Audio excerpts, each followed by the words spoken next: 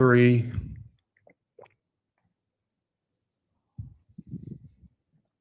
We're live. Tanya. On. Hello. All right, make sure you're there. I am. Guess what Will said right before we went live? Tanya's awesome. No. Oh. He said, and don't forget about Tanya. What? Nobody can ever As forget about Will. As if. Right? All right. Welcome everyone to day five of the live cast, how to start a successful law firm in 90 days or less. For those of you who have been with us all along, I'm just going to do a very quick, short, brief recap. So please bear with me because everyone who's just joining us might not understand the context and what the hell is going on around here. My name is Arjan Robbins. I'm the founder and CEO of How to Manage a Small Law Firm. How to Manage a Small Law Firm manages more than 500 of some of the most successful law firms you will ever have the pleasure of meeting. These are law firms that are growing at faster rates than most small law firms do, more profitable, more fun to run. They work with the owner not having to be there for days, weeks, months at a time. And each of the 7 main parts of them keep working and going and growing. We are not a marketing agency. In fact, we've got nothing to sell you today on the live stream. We actually have a waiting list. We've had a waiting list for the better part of 3 years. We function as the CEO for these 500 plus law firms. We function as the chief operating officer for many of these law firms. We function as the chief financial officer. We function as the chief marketing officer. We function as the controller. Basically, our business model is very simple. We level the playing field. We give owners of small law firms access to the caliber of C-suite advisory services. The owner of a $50 million law firm wouldn't even consider trying to run a $50 million law firm without a full-time dedicated CEO and COO and CFO and CMO.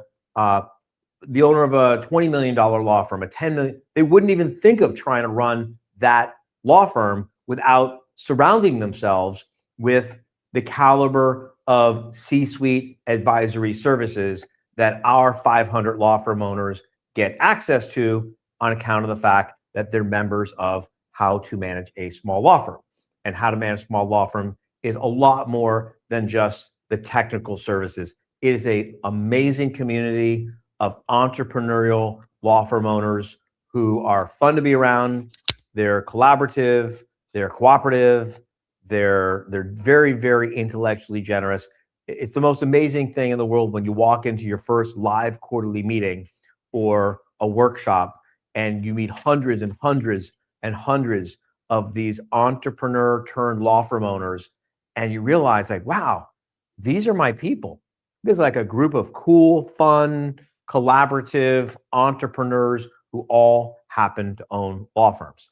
That's the business model. Very briefly, I went to law school. I learned all the same things in law school that you probably learned in law school about the business of running a law firm, which is nothing. In fact, if they just taught me nothing in law school about the business of running a law firm, I probably would have been ahead of the game. But instead, they gave me the line, and you probably will recognize the line: just be a good lawyer, do great work, and the rest will take care of itself. As if the law firm management elves, the magic law firm management elves, are going to like sneak into your firm in the middle of the night and document your policies and think through your procedures and train your staff and create key performance indicators and give you dashboards and reports so you can see what's really going on in your business, and will do the financial analysis for you and like teach you to be financially literate while you sleep or something like that. It's all bullshit, right? The business of a law firm is the business of a law firm, which is different from the practice of law. And if you want to start and run a successful law firm, it's not enough to just be a great lawyer. I'm not saying that you shouldn't try to be the best lawyer you can be, but I'm telling you, you don't even have to be a great lawyer. If you take care of each of the 7 main parts of your business, you can hire lawyers who are better lawyers than you to provide amazing services for the clients of the firm. and the firm can do a lot more good for a lot more people and give you a great living financially because you make a lot of money. Can great not just the amount of money, but the consistency, the predictability, the dependability of the money. It can give you a great life in terms of giving you freedom. Because if you build the law firm the right way, if you set up the foundations the right way, your law firm can be set up so that it runs without you having to be there for days, weeks, even months at a time. And while you're gone, the marketing keeps bringing prospective new clients to the door. The sales processes keep happening to convert prospective clients into paying clients, even when you're not there. The work keeps getting done to high, objective, measurable, trackable standards that you can be proud of. And so the clients get value. The staff keeps getting trained. The staff keeps getting supported. The staff knows what they're supposed to do. They know that they're going to be held accountable, good and bad, if they do or don't do the job they're supposed to be doing. The financial controls keep working for you. If you build the business the right way, the business can work for you. And so this program, How to Start a Successful Law Firm, was the very first program I ever taught back in 2009. Back in 2009, this is the very first program I ever taught. I had been a small law firm management advisor with the Florida Bar's Law Office Management Assistance Service between August 24th, 1999 and 2001. I was a practice management advisor with the Florida Bar's Law Office Management Assistance Service, which means, and this is a documented fact in bar records somewhere, and I can do the math for you and prove to you these numbers. I had the opportunity during the 4 years that I was a Lomas practice management advisor, I had the unique opportunity to work with more than 9,000 lawyers. More than 9,000 lawyers on every aspect of starting, marketing, managing, buying, selling, growing, you name it. I can't remember the last time someone brought me a law firm management challenge that I hadn't heard hundreds of times before. This is good news and this is bad news, depending on the condition of your ego. If you have a big ego, you will not like to hear this. If you have a healthy ego, then you will be relieved and gladdened and encouraged to hear what I'm about to say. And that is, no one is going to name any of your law firm management problems after you. No one's going to name the disease after you. You're going to bring us your problems and we're going to say, oh yeah, we know what to do about that. We've seen that and solved that hundreds and hundreds and hundreds of times before. Here's what you do to fix that one. Here's what you do to solve the other one. Fix and solve, not the same thing. I don't want to get sidetracked. The point I'm trying to make is, while I was at the Florida Bar, I just saw the same thing over and over and over and over and over again. And so I developed a business plan while I was with Lomas.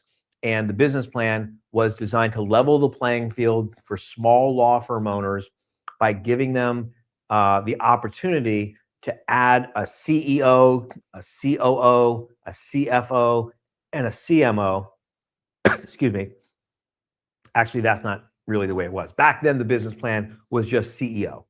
And then it eventually evolved to CEO and COO. And then it evolved into CEO and COO and Chief Financial Officer. And then it evolved to add the Chief Marketing Officer. But the point I'm making is I saw that small law firm owners were at a huge disadvantage because $1 million law firm, which is still a very small law firm, you don't get to mid-size until you get past $10 million.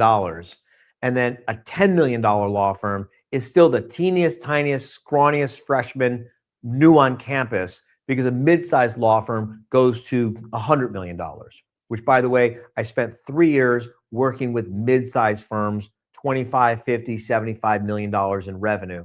So I know that world too. The point that I'm making is I saw that small law firm owners were at a huge disadvantage, because even if you have $1 million in gross revenue, $500,000 in gross revenue, Certainly, if you only have $250,000 in gross revenue and your law firm is still in that first stage of growth, how are you going to afford to hire a qualified, experienced, credentialed, resourced, well-trained, experienced chief executive officer to help you build your business plan and create your strategic plans and help you navigate your way through everything that you got to navigate your way through in order for your law firm to grow from the first stage to the second stage and the second stage to the third stage and so on and so forth. And even if you have $1 million firm, how are you going to hire a chief executive officer and a chief operating officer and the chief? I mean, these are each $200,000 positions. Easily. Even if you had $1 million firm, you can't hire a $200,000 CEO and a $200,000 COO and a $200,000 CFO and a $200,000 CMO. There's nothing left, right?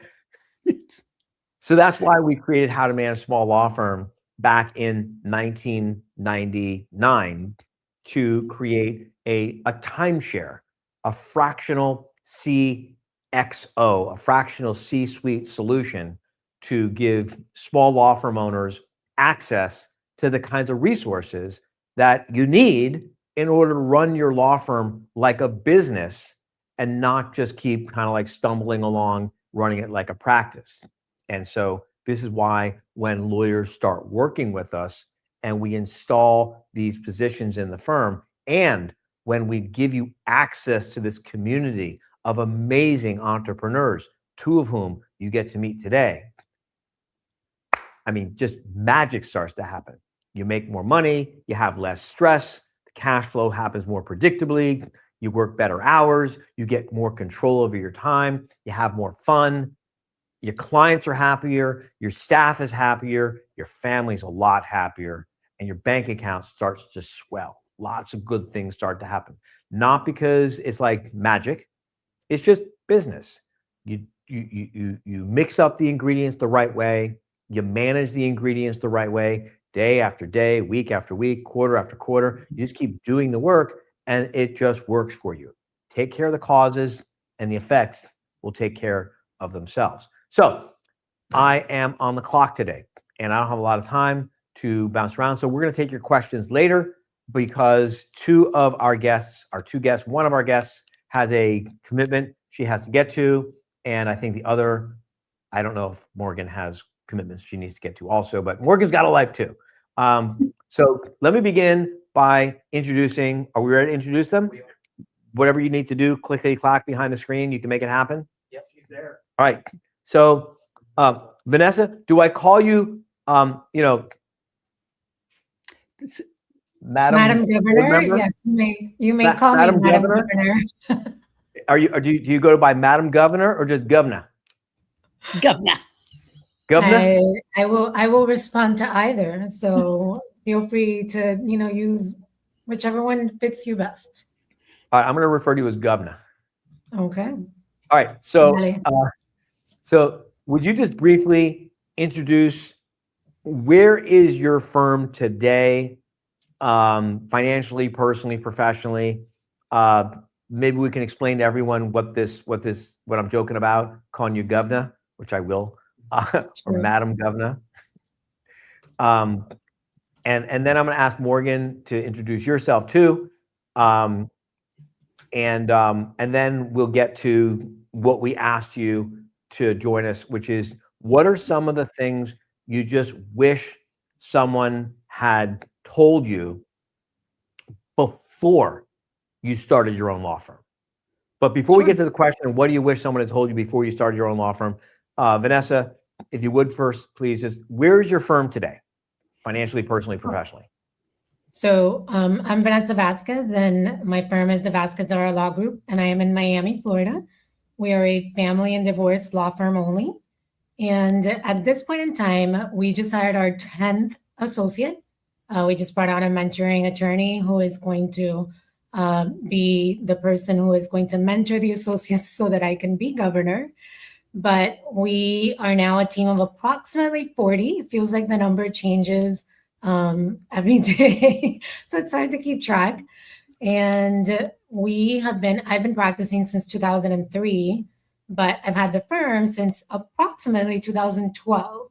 The reason it's an approximate, as I was telling the story earlier, is that I started the firm after I stayed home for a few years with my kids.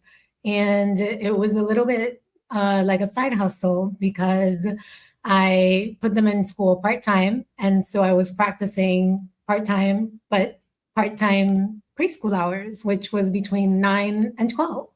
So my first office, I was paying to go in once a week, $100 a month to go in once a week. So our growth was very organic, and I do owe a huge debt of gratitude to you and to How to Manage, since I've been here since 2016, and it's definitely a big part of why I've grown the way I have. When I started, we recently did a LinkedIn post and showed a rendering, because I don't have pictures from back then, because phones didn't take pictures as easily back then of our 12 by 12 office.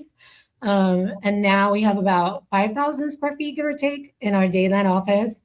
And we've got offices in Coral Gables, in Fort Lauderdale, downtown, Pembroke Pines. So we've continued to grow. Last year, we were around 4.7 million. And when I started the firm, it was at zero because I wasn't working. The year before I started How to Manage, I believe I was at 350. So in 2015, I was at 350. The law firm was at 300. The law firm was grossing $350,000 a year the year before you started working with How to Manage Small Law Firm. Yes. And now it's at $4.2 million. 4.7 was what we closed at. $4.7 million. In 2025. Right.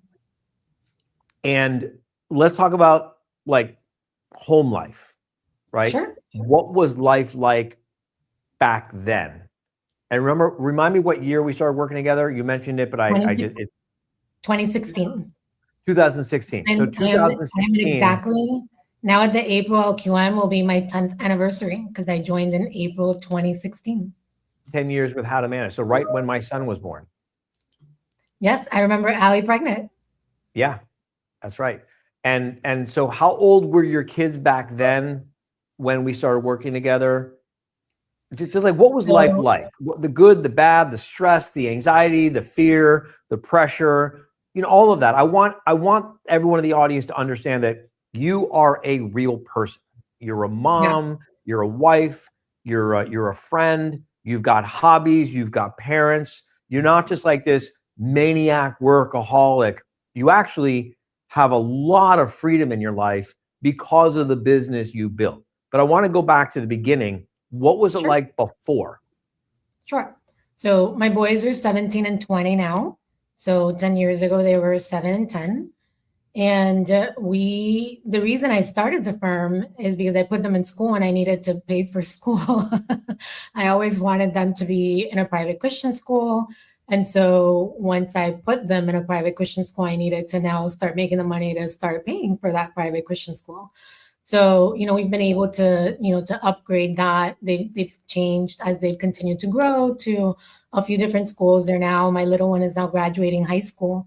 I feel a little old in saying that, but yeah, my little one is graduating high school, heading off to FSU now in the summer. And so, I think that one of my really like most recent aha moments is we took our family, our extended family, and I'm talking about, we were approximately 20 people, I want to say, because it was my parents, my in-laws, my sister and her family, my brother-in-law and his family, and our best friend. And we took them to Costa Rica, and we rented this fabulous house that fits 20 people. So you can imagine the size of this house on the beach. And we covered the cost of, like, you just want to pinch yourself, right? Exactly. It's like I just wish, for everyone in the audience, I just wish, if you're struggling right now, I just wish, because I was struggling, Vanessa was struggling, Morgan was struggling, everyone's been struggling. And I just wish we could like let you live in our reality for 3 months. If you could just live in our reality for 3 months, there is no fucking way you would ever go back to the way things are now. You would never put up with the shit you're putting up with. You would never tolerate the excuses you're tolerating. You would never procrastinate. You would never delay. You would never let go if you just knew. And I don't mean the cars and the houses and the travel. I just mean just the peace. Sure. Well, I don't know if you heard Vanessa and I were talking before we started. I mean, yes, this is travel, but she now gets to take her whole family on a graduation trip for one of her kids, right? Like she gets to leave the firm. Her COO gets to leave the firm because he's part of the family.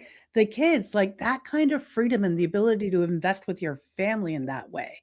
It's not so much the trip, it's taking the time to be with your family. Like that's amazing.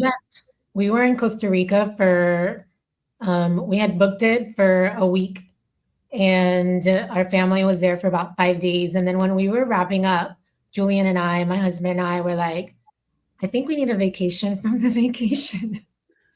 So we then booked another like 3 days. We sent everybody home. You ditched the kids and you're like, we're staying. Because you can. And I just want everyone at home to hear, this isn't about the money. I mean, the money obviously is what facilitates it. It's about having the business working for you where you could just spontaneously decide, you know what, we need a few extra days on a vacation from a vacation. And while you're gone, each of the 7 main parts of the business keep going and keep growing while you're away. It just gives you so much freedom. Yep, exactly. So as Tanya mentioned, we're doing our last big vacation while my kid is still a minor, and while I still control him physically, not just financially. Legally, I don't think you can control him physically. He's pretty big. You know what I mean? But we're gonna go spend. You can legally control him. We're gonna go spend 2 weeks in Europe. So I'm really excited because we're gonna, do a few different countries and yeah, I mean, we definitely could not even envision that when I started the firm and, I'm like, I need to pay for preschool, which as a part-time thing was like, I don't know, $800 a month per kid, 1,000. I don't remember. That was your original goal, is $800 a month. Right. Oh, that's what I needed. I need to cover it was like 500, 800 per kid. And that's what I needed to make up. But yeah, it's definitely a different reality from where we were. What would you say if you could travel back in time and tell Vanessa from 10 years ago, right before we started working together, when your firm is still like pounding it? I mean, $350,000, it's hard to gross $350,000. Am I right? It's harder to gross $350,000 than to gross $1,350,000. Is that, please say amen. Say something. Sure. I mean, it was me. Those 350 came from me. I was literally doing all the things. I was, I had a contract, part-time paralegal, a contract, part-time file clerk, some coverage counsel that helped if I, absolutely needed it, but I didn't want to do that because then that meant I needed to give them some of the money that I was making. So, I mean, it was absolutely 100%. Everything is me. Now, with 10 lawyers at the firm, I have 2 cases and it's by choice. It's not even because I need to do it, but because I like to stay connected. I like to make sure that, that that the judges see me every once in a while, but it's definitely a completely different animal. I was out for spring break. My son got 2 weeks of spring break. So I was out for 2 weeks because this was his last spring break. And, and again, the firm, with a director of ops and, and a full team, a full operational team, things keep happening without me. I'm not irrelevant because I'm here making, doing the vision and, Julian and I are planning what what our next steps are and making sure that we're constantly, kind of figuring out where the firm is going. But the day to day doesn't need me. If I got hit by a bus tomorrow, unfortunately, the firm would be able to keep working and making money and feeding 40 families, which is what we feed today. That's something you that I think doesn't get talked about enough is, the morality and I think the ethical obligation to build a business that's going to be able to keep delivering on its commitments to its clients, to its staff, to its vendors, if something happens to us as the owner. Because, I mean, what a shitty thing. And we see, I've been doing this since 1999, and I've seen it all, right? And I'm not saying I've seen this hundreds of times, but I've certainly seen this dozens of times where a lawyer dies unexpectedly and their clients are just completely left hanging because there's no processes, there's no procedures, there's no systems, there's no operation there to keep the work going. And they got to go get an inventory attorney assigned, the spouse or significant other. Someone's got to go in and contact the bar and get an inventory attorney appointed. And then the inventory attorney has to go in and like inventory the shit show of lack of policies, no systems, no procedures, no key performance indicators, no metrics, no nothing. There's no machine to come in to take over. And then the inventory attorney has to like take over the cases and like figure out how to pay for all the work that the clients are still owed from the attorney who died. And like, I just, hey, you know what, Vanessa? You were just elected to the board of governors of the Florida bar, right? Yes. All right.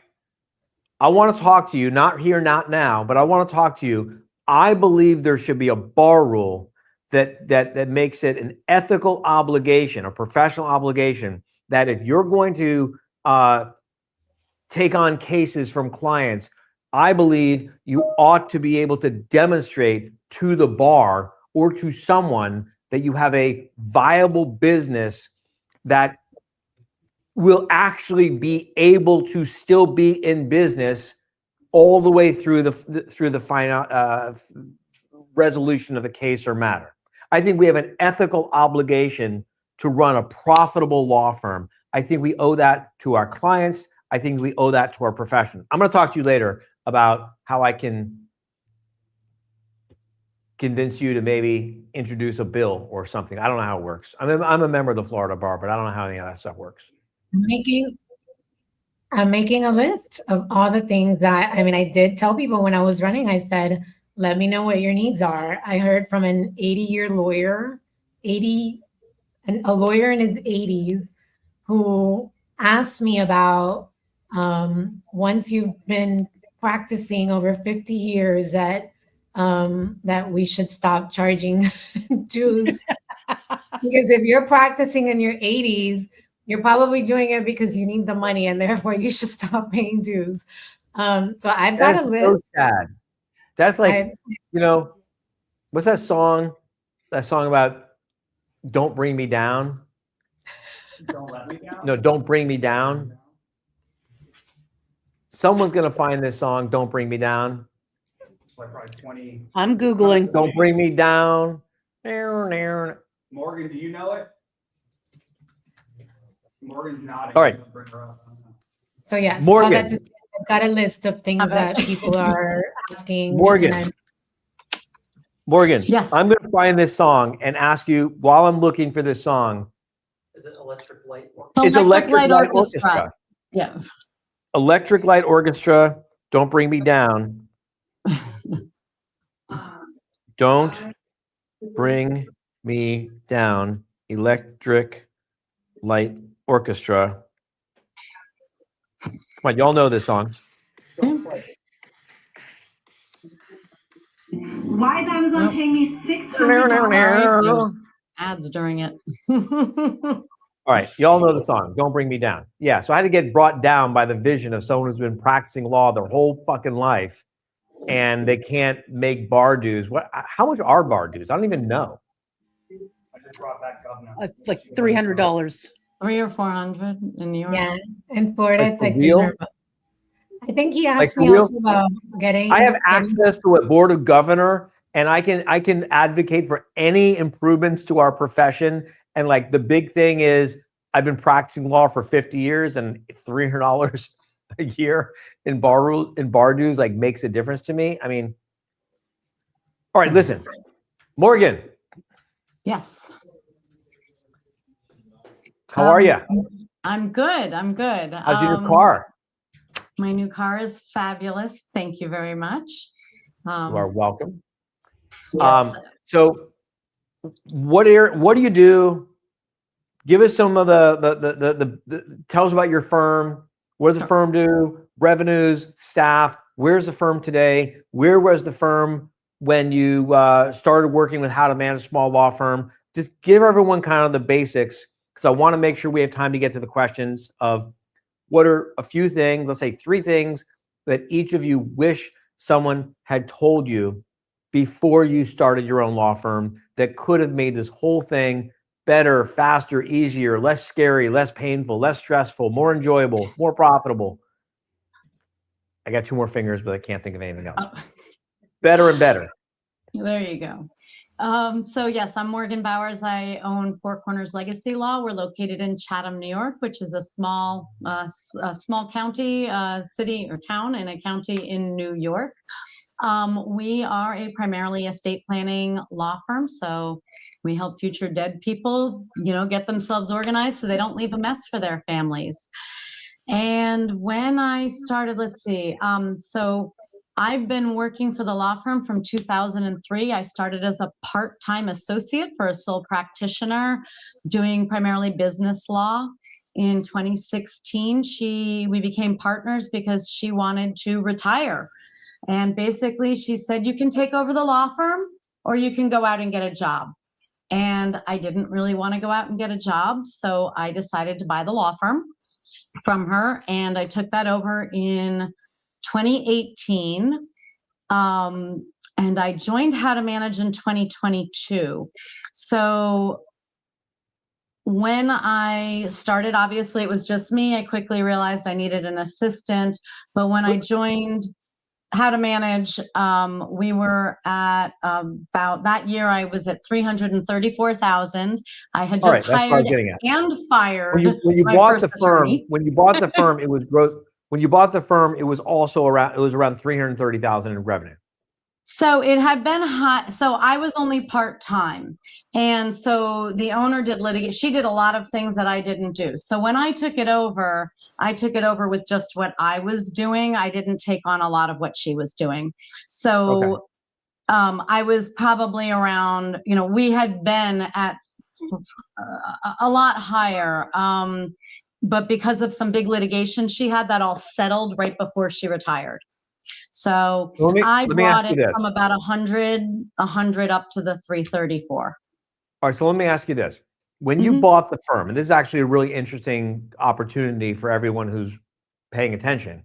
When you bought the firm, what exactly did you buy? Did you buy a working marketing machine that was able to consistently, predictably, reliably, dependably bring in prospective new clients? Did you buy a well thought out intake system that brought the prospective new clients to the sales call preconditioned and pre-qualified and pre-educated and predisposed to engage the firm? Did you buy a sales system that converted prospective new clients into paying new clients with you or without you being there?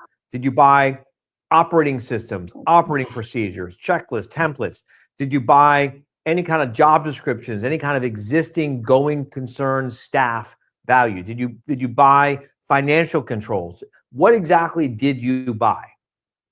I bought a book of existing clients that the firm had for about 15 years or so, and a few pieces of office equipment to go with them. That was pretty much it. We had been a referral. We never advertised. We never marketed. We never networked. We never did anything. Clients just came to us because we had a great reputation. She had a great reputation. I bought a phone number that everybody had been using. That was about it. Most of the stuff that you're describing, what there was of it, were things that I had put in over the 2 years before I actually fully purchased the firm. But when I started the firm, yeah, pretty much I was starting from ground zero, but with a book of reliable clients who I had retainers for and who knew me, who had worked with me for years. So I started with that, and then the referrals that we had built up over those years. So I guess you would say I bought a lot of goodwill is pretty much what I was buying. Okay, so let me ask a different question, I guess. Mhm. Knowing what you know now, and just for context, what did the firm gross last year? What's the firm projected to gross this year? What's the staff complement of the firm? Like, where is the firm today, and what's life like as the owner of the firm now? And then I'm going to jump back to before you bought the firm. Right. Okay. So last year we grossed about $932,000. We are now up to 9 employees, 3 of whom were hired in the fourth quarter of last year. We are growing out of our office space and just opened a satellite office in Albany. We have systems and processes and an operations manager. We have a marketing system. So all of those things are things that we now have. When I started, it was pretty much me and a computer and a list and a phone number. We'll talk about freedom. Mm-hmm. Are you able to step away from the firm for days, weeks? Are you up to a month at a time yet? And while you're gone, the firm keeps going? So yes, the firm absolutely keeps going. I can go away for a week. I can go away for 2 weeks, 10 days, and the firm will keep going, and clients will be seen, and clients will come in the door. Everything keeps working. So that is amazing. When I bought the firm, the woman that I worked for, she probably took 2 vacations in the 15 years before I bought the firm. And I was like, I don't want to live that way. So I can get away. I have a horse. I can go ride my horse in the middle of the afternoon or in the morning. I can do the things that I want to do, knowing that things are going to keep running. Is it perfect? No, we're still a very small operation, but it's all starting to build into place. Whereas before it was all me. I was doing everything. I'm answering the phones. I'm the receptionist. I'm the mail clerk. I am absolutely every part of it. And I couldn't get away for a minute, much less days or weeks at a time. Okay, so I think I do have a full-time attorney as well now. So that's a good one, an actual good one. All right, so I think this is a good transition to go into our questions. And I want to open up the questions to both of you. Take turns, speak over each other, argue with each other, disagree. I don't care. Let's just get a conversation going, okay? All right? So knowing what you know now, right?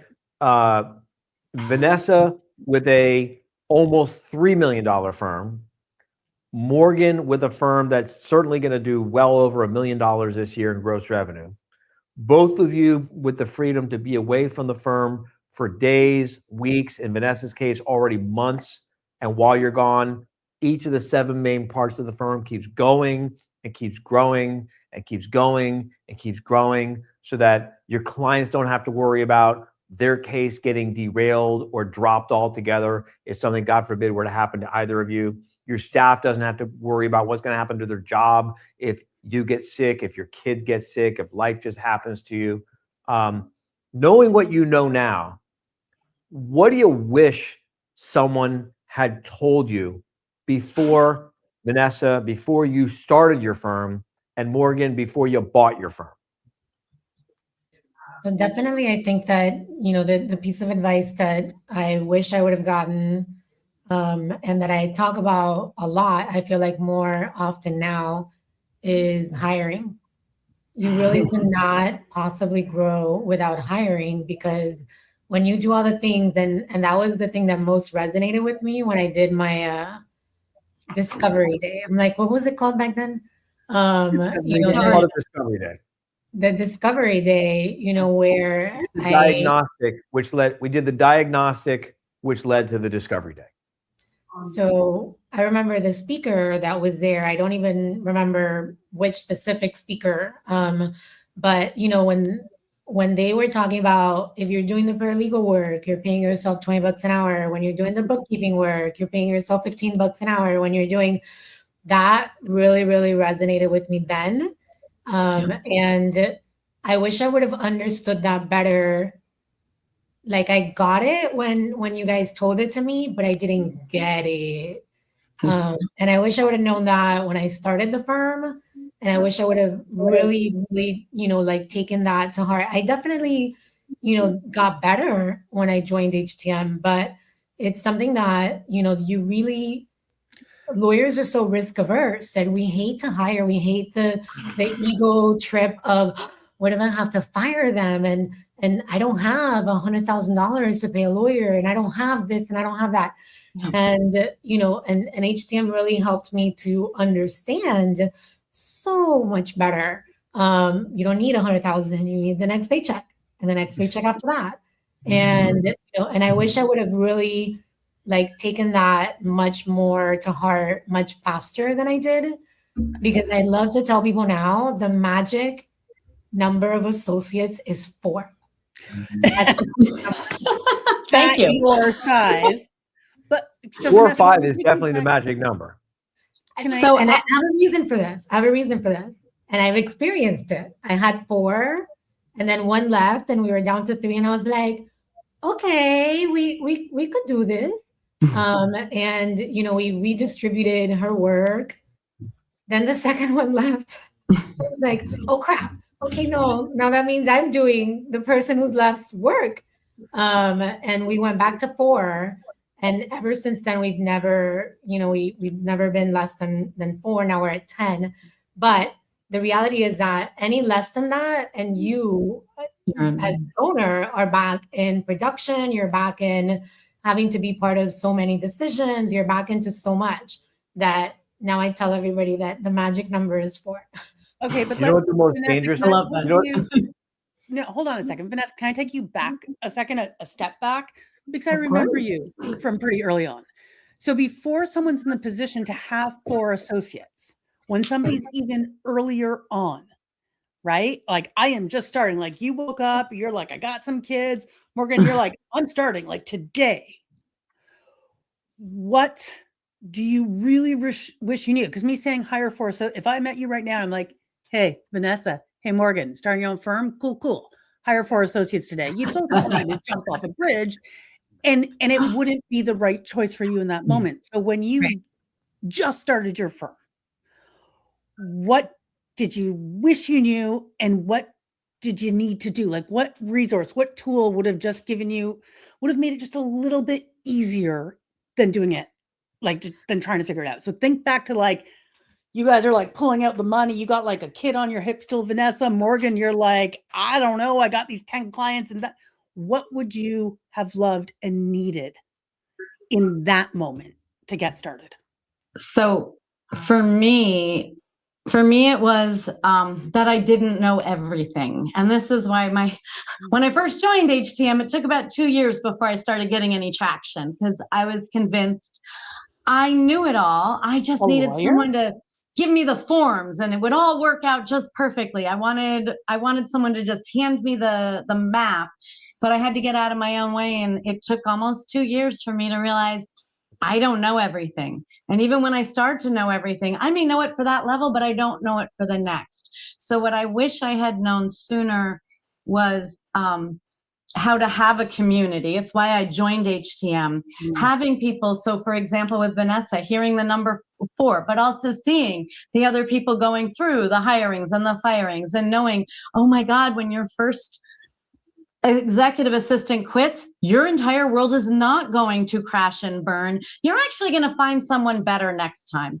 And like seeing other people doing that, hearing their stories, being able, not being the smart, right? We're all the smartest person in the room until we're not. And we're all used to being the smartest person in the room. So for me, being humble, learning that, you know what, I don't want to be the smartest person in the room. I want to be the dumbest person in the room now. Right. And would I have listened to anybody? No, if you all told me that for 2 years.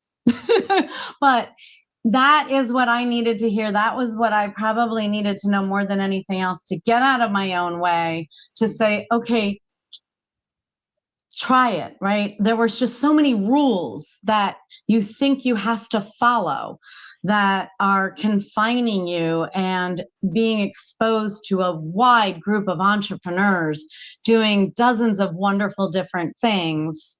That to me was the thing I wish I had known more of when I first started. So knowing that you don't know and that that's okay, knowing Mhm. that talking to people who do know, who've been where you are, right? Like it's so Having helpful. access to them too. Yeah.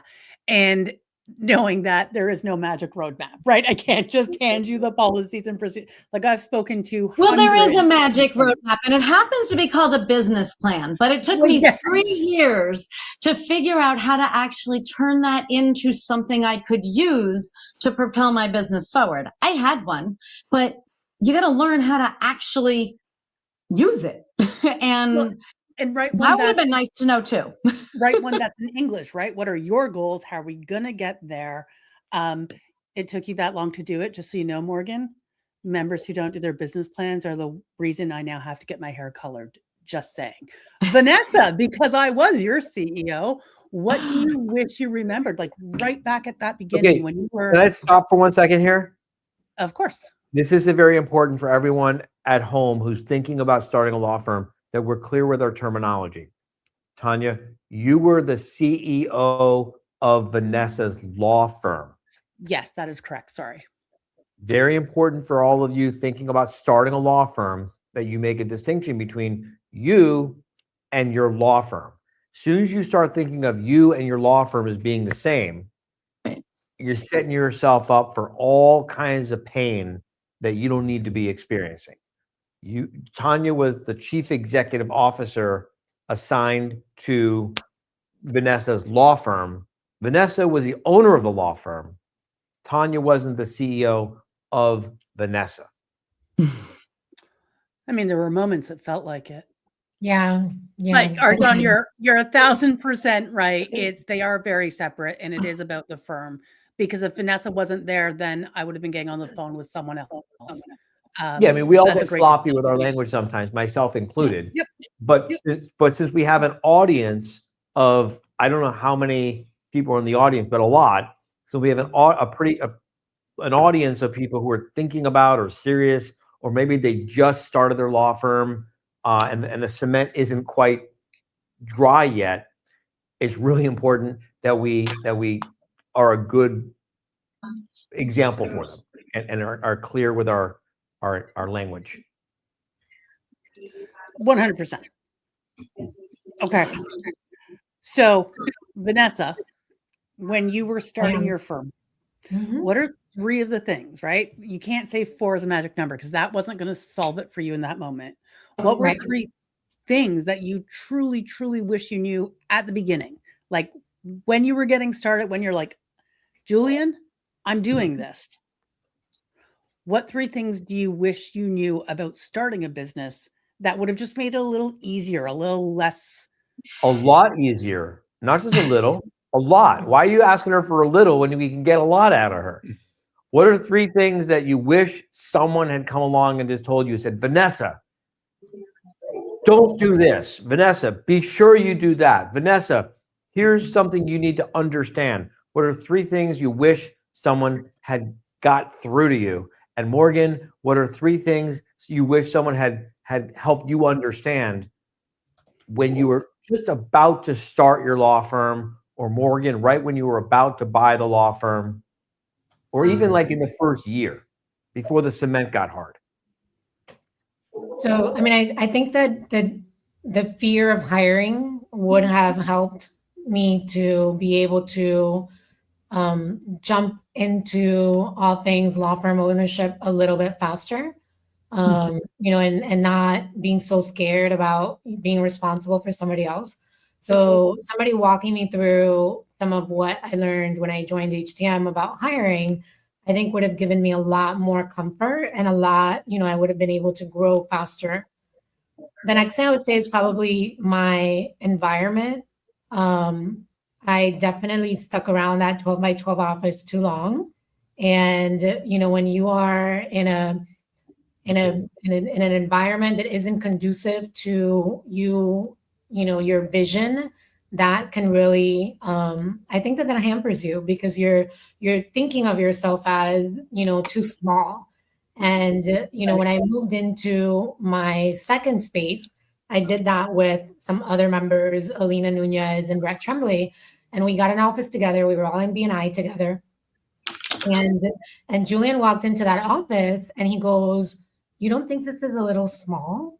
Because it was literally one office for each of us, one interior conference room, and like maybe support space for like one or two people like in the middle. And I was like, this is all I can afford. And I'm sure that I could have afforded more. I'm sure that if I would have had, like a better example, a better understanding of growth, that I would have chosen something bigger, better, and more conducive to my vision, but I didn't have that. So, so I think that would have been a really great lesson because I wouldn't have had to move 3 times in like 3 years. And I learned it. I did learn it because now I've been in the same space for, I think like 7 or 8 years now. And I haven't moved again. I just keep expanding and I keep taking space that belongs to, other suites that leave. So that's number 2. And number 3, I wish that I would have understood better or earlier how much my, like my friends at Miss Esquire like to say that my net work is my net worth. Because although I started learning how to network when I joined BNI, and I, that's really something that I'd never done before. I talk to law students now, and I'm like, you really need to connect with people. You need to see what's out there. You need to, you need to understand how much of lawyering is about who you know and what you can do for other people, and being open to those relationships. And I understood it a little bit when I joined BNI, but I really didn't get it until I'd been practicing and had my firm for a few years, and then again joined How to Manage, and got an entire massive community of lawyers. But you learn so much from the people that you surround yourself with, and you not only learn, but you also connect about work. I connect with family lawyers. I bring in lawyers to HTM because we refer work to each other. I connect with, all kinds of attorneys, and everything that I did at least learn early-ish on to build those relationships. But I wish I would have done more, and I wish I would have started faster and sooner. It's fascinating for me to think of you as somebody who did not naturally network, because for those of you who are watching and you don't know Madam Governor, before that, she was just Miss Networking Queen. Vanessa actually holds monthly dinners or supper groups with lawyers all around the Miami-Dade area. Connecting people together, building a network is just, I assumed you just have been doing that since you were a little girl. Like, it seems so natural and integral to your persona and your brand. And it's, I'm sure, helps you. Like, that's how part of how you become Madame Governor, right? Is your networks and your connections with your community. That's very cool to know that that's something you grew into. Yeah, that's awesome. Okay. Morgan, what are 3 things that you wish someone had told you before you bought that firm, or maybe even in the first year after you bought it? Yeah, so some of them echo Vanessa a little bit, but I will start with one that doesn't, and that would be niching down into a specific field. I mean, I loved what I did. I was a business lawyer, but I did everything. I did intellectual property, trademarks, copyrights, liquor licensing, starting businesses, selling businesses, just real estate, estate planning, probate, like everything.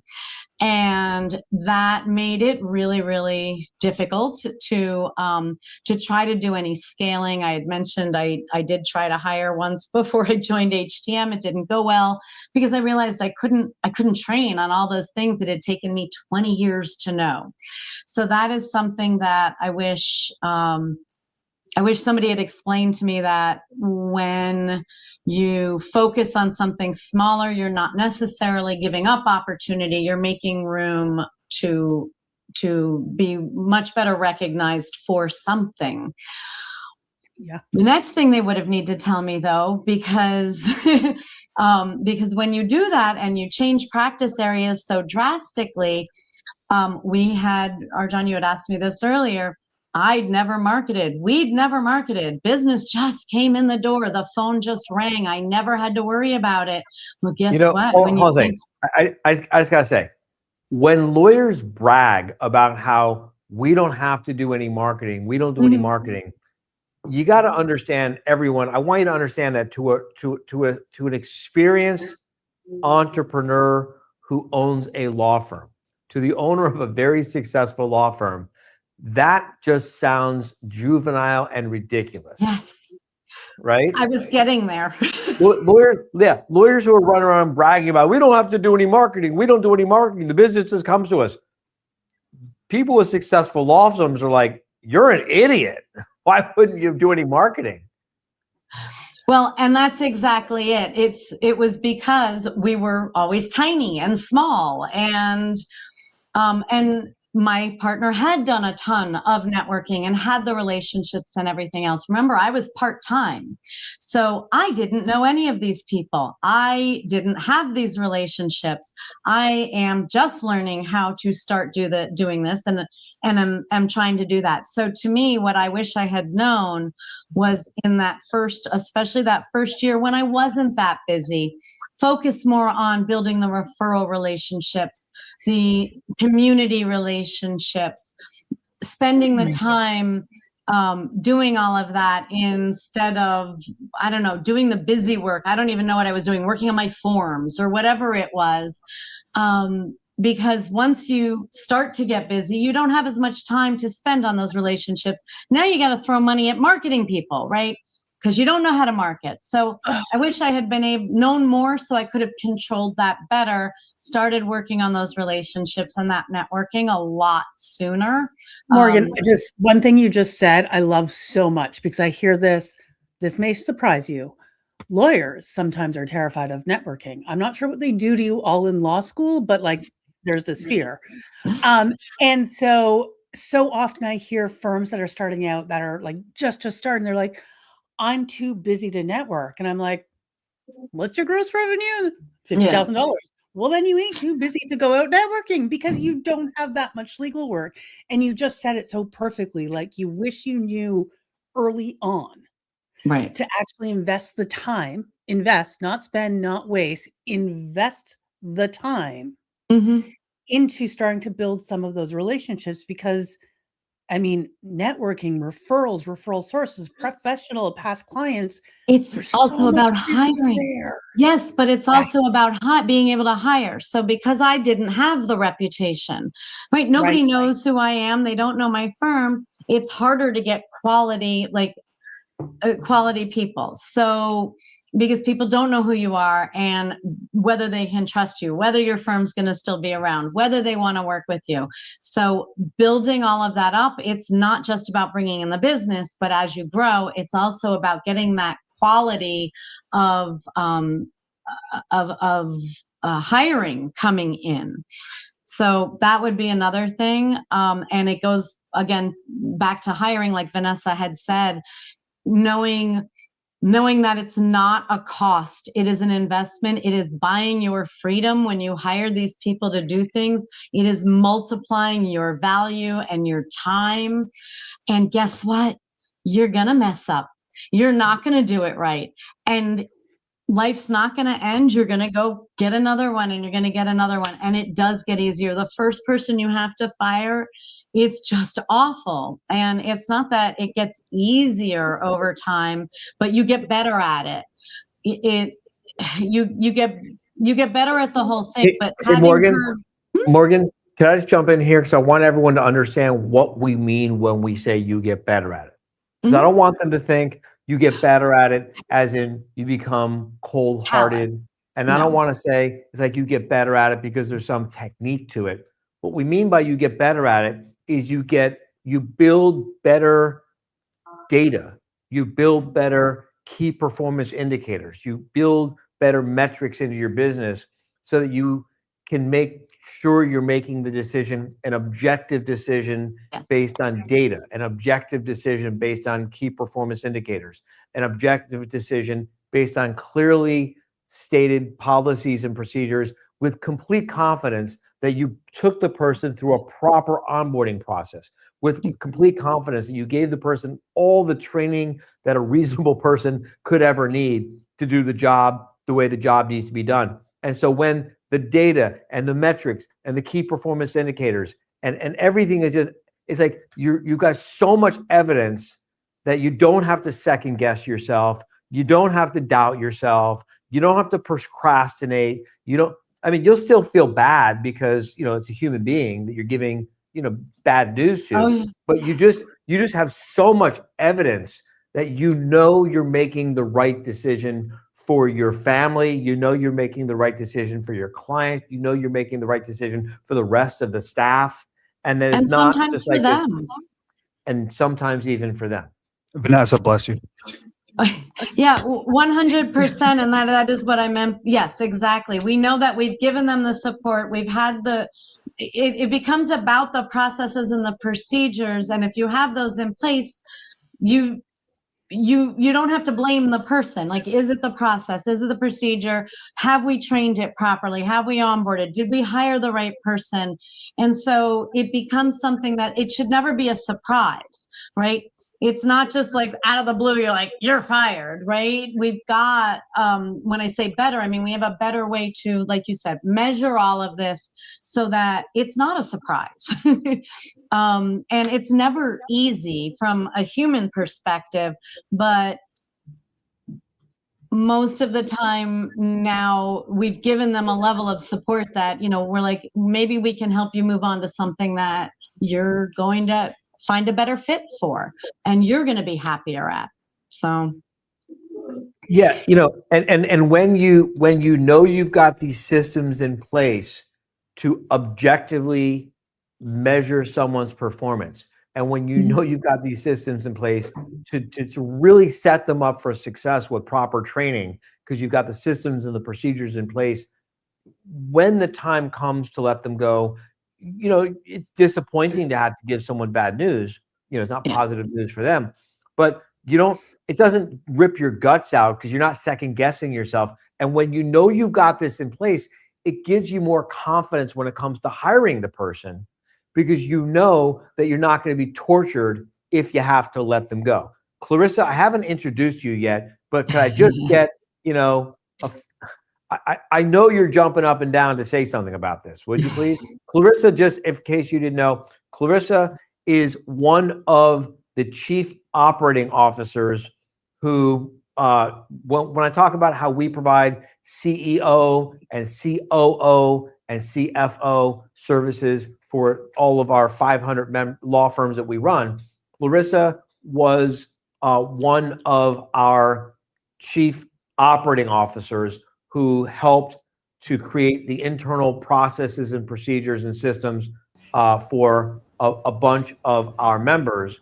And I say was because, well, this is kind of an awkward way to say it, Clarissa, but no. What are you going to say? Well, because Clarissa now runs the waiting room, right? So I met a waiting list. We've had a waiting list for the better part of 3 years. For 3 years, we've had people waiting to get into how to manage a small law firm. And more people are coming in than going out. So we have a waiting list. And so last year, we created a new program, if you will, called the waiting room. And as long as you are waiting on our waiting list, you get to participate in the waiting room for free. And Clarissa did such an amazing job as a chief operating officer, working with dozens and dozens and dozens and dozens of the law firms that we help to manage, that we turned to her and asked if she would please take over and really spearhead and manage and run the waiting room. So Clarissa, would you just share a little bit briefly about yourself and the role of a chief operating officer and what the waiting room is? But first, before you do that, I'm sorry, I wanted you to comment on what Morgan was saying, and I want you to jump into the conversation. Yeah, so what both Vanessa and Morgan said are so pivotal of what we do here at HTM. I mean, we uncomplicate things. I mean, just naturally as lawyers, you all know, if you're listening in, that we're risk adverse and we like to complicate things and we overanalyze. Well, what we do in here at HTM is we kind of we just uncomplicate it. And we make it real and we make it simple and we give you best practices. And as specifically as a COO, hiring is like one of the things that we love to give advice about. And we understand that there's lots of fear behind hiring.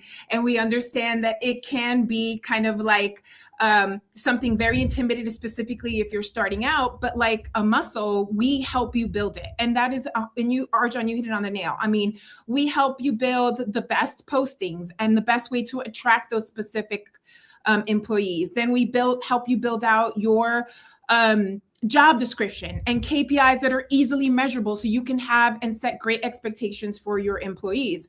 And then we help you build out what would be anywhere from a 4-week to a 12-week onboarding plan so that your employees come in, not necessarily teaching them how to be a paralegal, how to be an attorney, but how exactly to work with you and at your law firm and in your business. So, I mean, it's amazing to hear that these two business owners have really appreciate, right, and have really grown from what we do here at HTM. It's rewarding for me to hear it. I love it. But it is a muscle. Hiring is definitely a muscle. But outside of that, I mean, as a COO, we help you with best practices, period. And we help you build policies and we help you build step-by-step procedures so that you can build the sanity that you need so you can step away when needed, when there is an emergency or when you just want to have a vacation with your family. We help you build that machine. And I mean, it's an awesome and a rewarding experience to work with all our members here at HTM and hear the stories that at 1 million or 3 million, that they could hire 4 attorneys and be so confident about that. It's awesome. So, I mean, there's so many things a COO can do. I can probably talk for an hour about our members and the things we do for them. But in short, we give you sanity, and that is through policies and procedures, and that is helping you build the sidewalk as you walk on it. That's one of the things I always say. We don't want you to have perfection, but we want you to start understanding the need and why it's important. And that it's okay to have fear today, and we help you build that muscle so you don't have fear. And I couldn't agree more. Terminating is not exactly fun, but we build systems so that you can hold your team accountable to be able to terminate them at the right time, to understand that there should be an exit plan. And then we learn from that, right? Arjan, we teach our members to learn from it and do better next time. So that's a small thing I do. Who am I? Well, I've been with HTM going on 5 years. I have 25 years of law firm experience being in-house in a law firm and running a legal recruiting firm. So law is like, I guess, one of my love languages. You could add that right in there. And in terms of what the waiting room is, well, the waiting room is amazing. It is allowing attorneys to have a taste of what we do here at HTM 100% free. We have Tuesday weekly meetings that we go and discuss several topics. We have several of our advisors here in HTM lead those meetings, and we talk about any topic. So to Vanessa and Morgan's point, we talk about hiring. We talk about how to hire. We talk about how to build a fantastic job posting. This month, we're talking about all things marketing, how to curate the best avatar. What is marketing in a law firm? How to back end, how to build your referral systems. Last month, we talked about how to build your sales systems and how to overcome objections. So the waiting room is wonderful. It is welcome to any starting out business, starting attorney who is running a business, or even if you are running a firm for like 5 years, but you're still in production. You're still head down instead of head up and managing business. You're not spending time with your family. That's the waiting room has so many resources and these weekly meetings, and we have a live chat that gets responded to within 24 hours. We offer workshops for free. I mean, it is a no-brainer for anyone who wants to get a taste of what HTM offers. I just want to make sure everyone's super duper extra clear. The waiting room is free. There's no charge for the tools. There's no charge for the live trainings that happen by Zoom.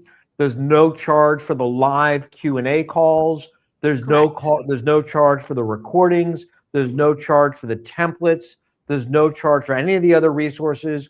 There's no charge for the live meetings that you physically get on an airplane and come and sit in a conference room with us, and we give you coffee, and we give you lunch, and we give you workbooks, and you meet hundreds of our members to work on things that we do for you while you're in the waiting room, waiting for a spot to become open. We start treating you very much like a member, even while you're sitting in the waiting room, all for free. The waiting room, I was gonna say it comes with a money back guarantee, but it's free. So it's free. It's free. Yeah.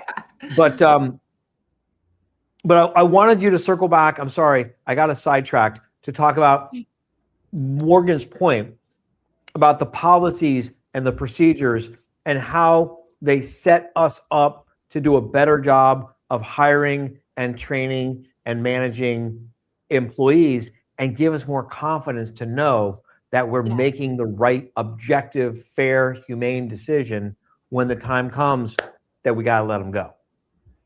Yeah, absolutely. I want to start off by saying that employees yearn for these policies and procedures. They want them. And we have an obligation as owners of any businesses to give instruction to your employees so that they do the best job for you. And I can't imagine any employee, let's start with that. So employees who do a great job, who show up, who are willing to work, want to have instruction, and policy and procedures do that. And by giving them the tools independently of you to do their job that they are meant to do every single day, we are setting up those employees for success. And not only that, but we're also putting them to some sort of measure with KPIs and a clear job description and those policies and procedures that they have available to them to follow. And when things do not happen and journeys don't continue and workflows don't get followed or KPIs are not met, what does that mean, right? It means we have to have conversations with these employees to kind of hold them accountable. And it helps the process to say when an employee is not meeting our expectations, but we have it here. It takes the emotion out of it. It holds them to a standard. It holds the firms to a standard. I mean, by the way, we also have policies and procedures that we implement externally for clients as well, right? So it is a level of standard that we have for our law firm, for our team, for our clients, that helps us hold everybody accountable, helps you make decisions on who to hire and when to hire, helps us to hold those people accountable, helps to have constructive exit conversations. And I just think it's fantastic. I mean, I can't even... Right, Morgan and Vanessa? I mean, it gives you sanity. It helps our owners sleep at night, right? How many times, ladies, have you probably thought in the middle of the night, like, oh my God, did I not give this instruction, right? or they didn't do something right. And then they start and then some of the employees, they start gaslighting you and making you think that you lost your mind. And then sometimes they gang up on you, and then you really think you lost your mind. But look at this. I wrote this down for you. Policies, which yesterday we talked about the difference between policies and procedures. But you take policies, you add them together with procedures, and what you get are systems and sanity. Policies plus procedures equals systems and sanity. I wonder how long it's going to take a certain someone to shoot a video that copies this and pretend like they just made it up. We'll never know, but Morgan and I just want to say Vanessa the date and time. The date is, what is today's date? April 15th, 4:19 Eastern. April 15th. Today's tax day? Today's tax day. Tax day. April 15th at what time? 4:19 At Eastern. 4:19 Eastern Standard Time. And by the way, this is like the 500th time I've taught. We have a whole workshop. We've been running for more than 10 years called Policies plus Procedures equals Systems and Sanity. And I'm just mentioning that. So if someone shows up on a video soon and watching this, and you know who you are, you motherfucker. Hey, everyone, I just thought of this brand new idea myself. Fuck you. We'll put that in an ad for sure. Yeah, right? Well, they want a real taste of We got no HTM. new ideas this month. I mean, hang on a second. Morgan and Vanessa, can you just take a second and just let everybody know this is really how he is? And like this is who he is. This is what he cares this much. And HTM unbridled. He used to be. Well, you got to understand, we have over 100, I think we have 120 or 130 full-time employees. This isn't like you're going to be working with me, just so we're super duper extra clear. Because, I'm not everyone's cup of tea. And I get that. But it definitely starts at the top. So, for example, our core values are, I'll put those on the screen right now. Mm-hmm. Truth equals reality. And I'd love Vanessa and Morgan to comment on these as well. How does the definition of profit changed for you both since you started at How to Manage and Taye Estuya? What's that? Well, don't jump around. Give them one at a time. All right. So which do you want them to talk about? I want to understand what profit. Start with the first one. How about we start with one? That's why it's one. One, then go. Then we go to two. Okay. So pursuit of truth equals reality. Yeah, I'm curious. What does that mean to you? Yeah. What does that mean to you, Morgan and Vanessa? So truth equaling reality. I think I'd mentioned earlier about the stories that we tell ourselves and the rules that we follow that aren't reality. And so one of the things that HTM and a program I'm called PPM is really good at is helping us identify what is the truth, what is reality, what is not a story that you're just telling yourself, because that was holding me back a huge amount. I thought attorneys had to look this way, law firm owners had to look this way, act this way, be this way. This is the right way to market. You're not allowed to go talk about yourself. There were all these rules that I didn't even know where they were coming from that I was following. And so looking into what is truth, what is reality has helped me peel that away and open me up in my personal life as well as in my professional life. It's allowed me to build the relationships and create community in a way that I was never able to before, because I didn't really understand where all of this was coming from. It wasn't truth. It wasn't reality. It was just stories. So that's what it means to me. Vanessa, what about you? I mean, I agree with Morgan when she talks about, the stories we tell ourselves, and every lawyer, if you haven't said it, you've heard it. That's not how we do things. That's not how it works. That's not how we've always done things. So when you're looking for, when you're doing the pursuit of truth, you are looking for what is actually today's reality. What is actually the reality that I want to be in? What is the environment I want to be in? What is, the what is truth today, not just because somebody else told it to me, but what is my truth, and that then is used to build my reality. 100%. And that's how I changed my law firm. I built it around it, estate planning had been done the same way for what, thousands of years. Why? It doesn't work. My grandmother's estate plan failed. My clients' estate plans were failing. I looked at it and I'm like, why are we doing it this way? It doesn't make any sense. Let's keep people out of court. Let's keep people out of conflict. Let's make their families' lives easier. So I rebuilt my whole law firm about challenging that, exactly like Vanessa said. So yeah, it's a big one for me.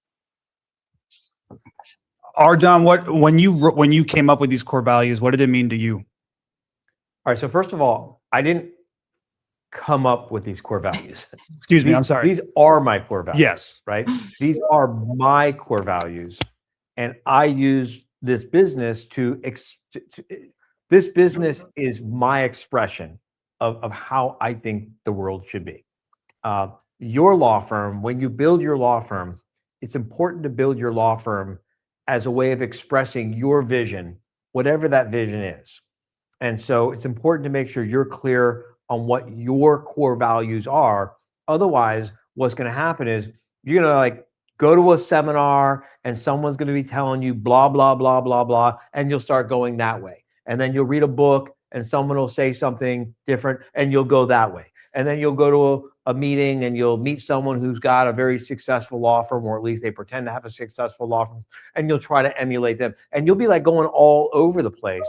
So it's very important when you're starting your law firm to really invest some time to think through and get clear on what are your core values.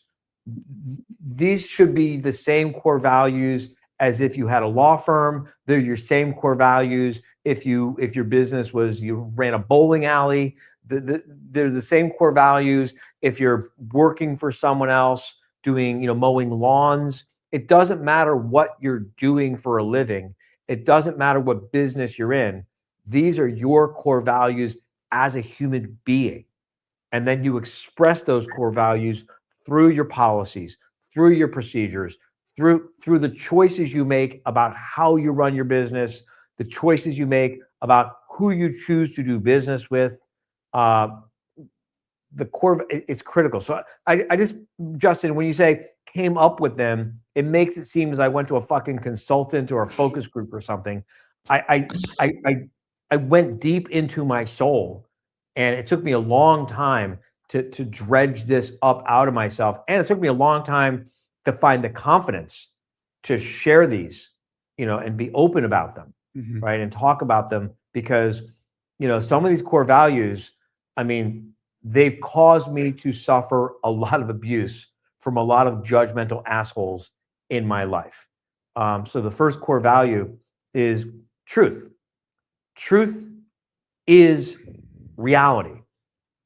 Reality is truth. All things that are true because they are real. If it's true, it's only true because it's real. All things that are real are true. There are truths in outer space that no one knows about. There are truths at the bottom of the ocean that no one's ever seen, no one's ever measured, no one's ever heard about, no one's even ever imagined. They're real, therefore they're true. You don't have to know about it for it to be true. You don't have to approve of it for it to be true. You don't have to like it for it to be true. It doesn't have to be convenient for you for it to be true. It doesn't have to make you feel good for it to be true. It's true because it's real. And that's why it's so important in my mind to look at your financials, because your financials are the most objective way of knowing what's real in your business. And if you don't know what's real in your business, then you are just out of control. Like, very legitimately, literally, the definition of out of control is when your actions are not based on what's real, and your actions are not really affecting and you can't have meaningful effect in your business if you don't know what's real. This is why it's important to have documented policies and documented procedures and things like all this stuff we're talking about, because you got to know what's real. Yeah. One thing that's I can real, talk about this for like an hour. Right? One thing that's real, and the truth is Vanessa has to leave in a couple minutes. So I'd like to give her an opportunity to let people know where they can find out more about her business and her new job as Madam Governor if they want anything changed in Florida and their bar association. Vanessa, take it away. Absolutely. So I'm in all the social media. Our website is familylawprotection.com.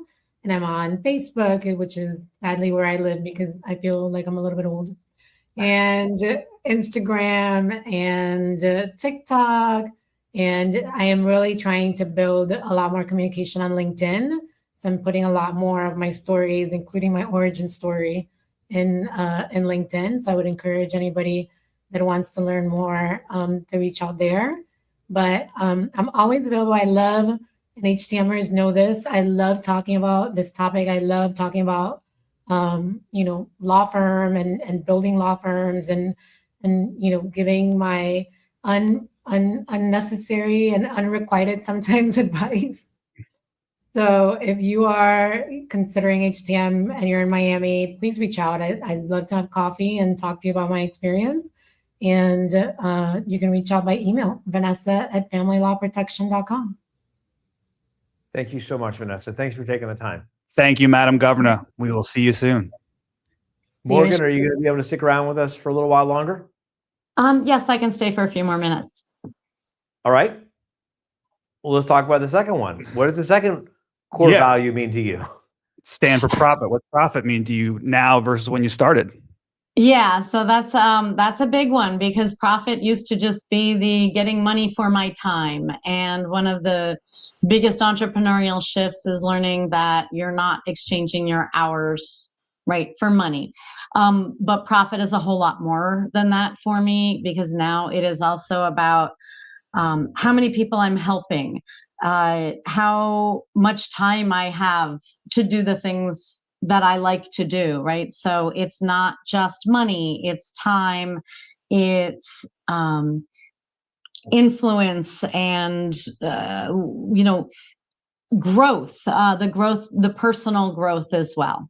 So profit has expanded in meaning for me. And too many people get wrapped up in, oh, my firm grossed whatever. And, we did give our gross numbers earlier, but it's not about the gross number. It's what am I actually taking home, right? Because it costs money to actually run a law firm. So making sure that you're looking at what is it that you want to be getting out of your law firm, right? You're not your law firm. It needs to be supporting you. And what does that mean? Does it mean that you can take that time away from the firm? Does it mean that you're taking a certain amount of money out of the firm? Does it mean that you're building the reputation or the professional reputation that you're looking for? So there's a lot of different things that go into what is profit, just like what is success. I love it. I mean, I don't know what to say. We've been doing business together for a long time, so it doesn't surprise me that you've sort of come around to my way of thinking about what profit is. Profit is quite simply anytime you exchange something you value less for something you value more, you are making a profit. No two human beings in the history of our species has ever had a voluntary exchange where they didn't both make a profit. If I'll go to my trusty red and green markers that I keep using as examples, and I'm waiting to see if anyone notices why I always hold the green one here and the red one there. Red on right. Red on your right. Which is odd because that's your left facing the camera.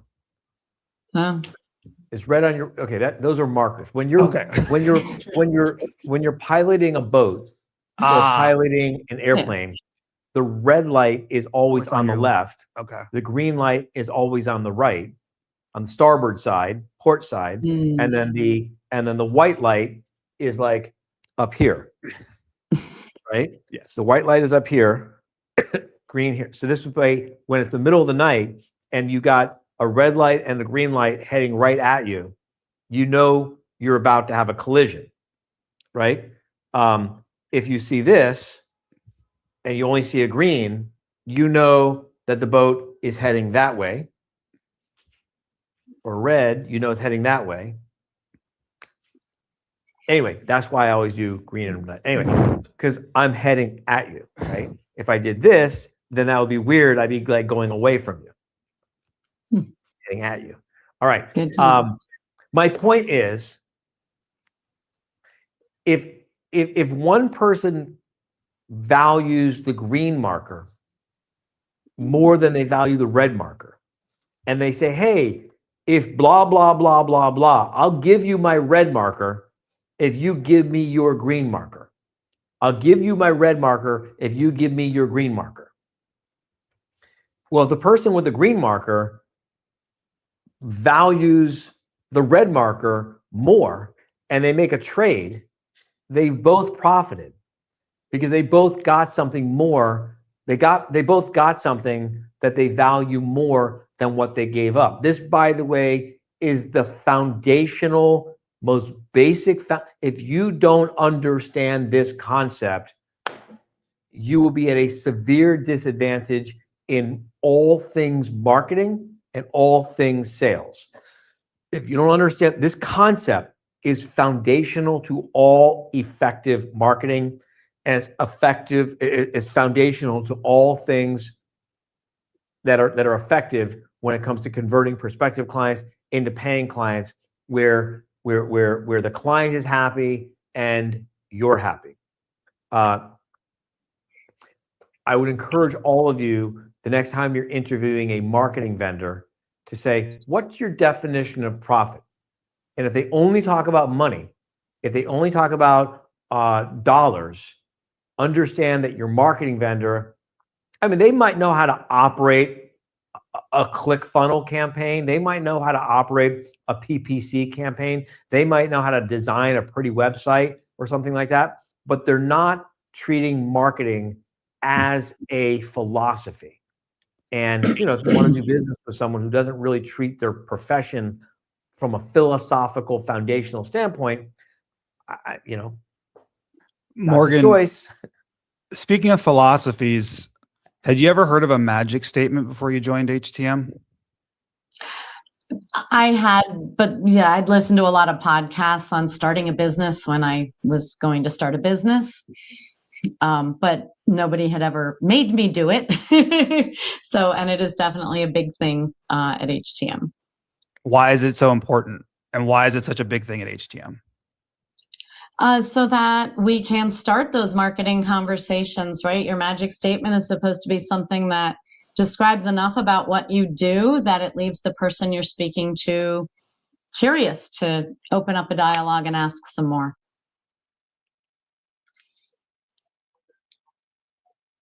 All right. Okay. All right. So listen, everyone. We have about 20 minutes left in the live stream.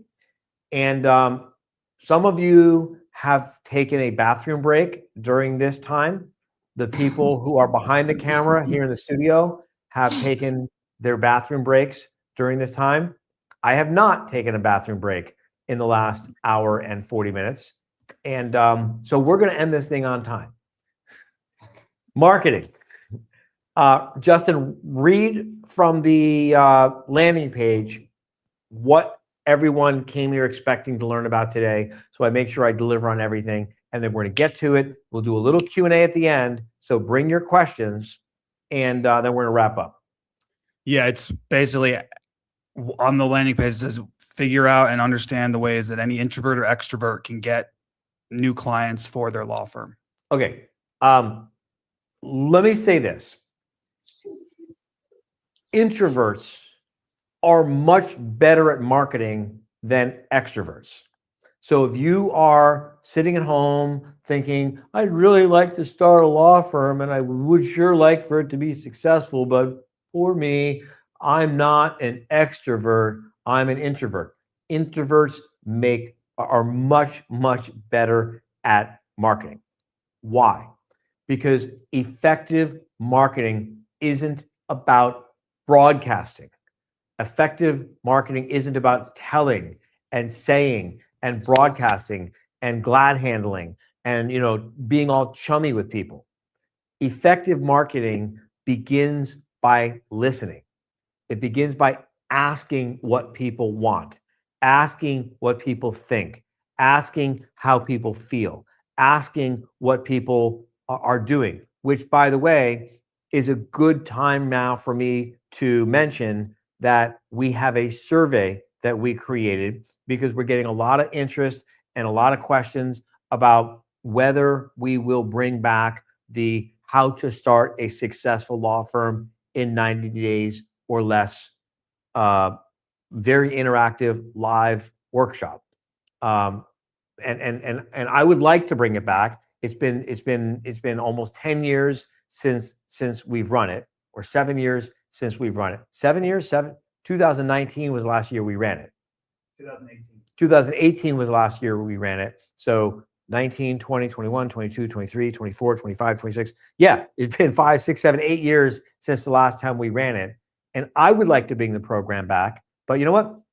I got a lot of things that I can do that are productive and profitable and fun. And I am only going to do this if there's a lot of interest in doing it. So please do the survey. Do you have the link to the survey? I just point down, do the link to the survey and give us your feedback and let us know if we're on the right track with this or not. Speaking of which, let us know in the chat if there's something else that you want to know about, something you want to learn about, something you need, and we're happy to share it free of charge. We have so much great stuff that we literally have a reference librarian or resource librarian whose job it is to talk to law firm owners who will probably, some of them, never become a member of How to Manage a Small Law Firm. We have law firm management consultants who call us, and we're happy to share resources with them that they can use to help their clients. We just have so much stuff. We just want to get it out there, and it makes you feel good to see your stuff being used by people. Introverts. So the foundations of an effective marketing plan. Number one, clarity on who your target avatar is. Number one, clarity on who your target avatar is. Avatar or avatars plural, like 2 or 3 at most, not 20, right? I am constantly surprised how many marketing vendors will let lawyers spend tens and tens and tens and even hundreds of thousands of dollars. And the marketing vendor who's just spending all this money doesn't even know who the avatar is for the law firm. Don't let that happen to you. Define the avatar that you're looking for. 1, 2, 3 avatars at most. We actually covered this in an earlier segment of this live cast. You can go back and look at it where we talked about how to figure out who your avatar might be. You also can contact one of our reference librarians or resource librarians, and we've got all kinds of tools that we can share with you to help you really hone in on your ideal avatar. And it's something we do with people in the waiting room all the time. Because if you don't know what you're looking for, I mean, you're just throwing, it's like playing blind archery, right? You don't know what you're shooting at. Number 2, get clear on your cost of goods sold. You've got to know your cost of goods sold. Why do you need to know your cost of goods sold with marketing? You need to know your cost of goods sold with marketing so you know what your prices have to be sure you're building a profitable product to sell. And so you can understand how much of this you need to sell to hit your profit goals. So for example, if your cost of goods sold, if it costs you, I'll make this up, if it costs you $1,000 to deliver the service to the client, you can't sell it for $1,000. You'll just break even. In fact, you'll probably lose money because you've got other administrative expenses.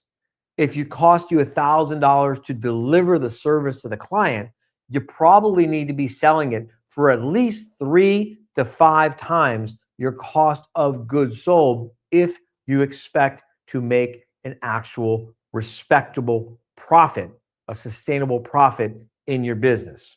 If you're selling it for less than around 3 to 5 times your cost of goods sold, you will go out of business and suffer a lot before you mercifully eventually go out of business. So understand your cost of goods sold, because that's going to dictate how much you can invest to acquire a client. You need to know the cost to acquire a client, and that's all going to be driven by your cost of goods sold. So you got to know who your avatar is. You got to know your cost of goods sold. You need to know what you can afford to. Yeah, no one wants to know this. What everyone wants to know is, what's the latest marketing gizmo that could just bring me new clients, right? I'm telling you, if you just jump to the tactics, you're going to get yourself into trouble. And it's going to take you about 3 to 5 years to figure out what a giant mess you've made.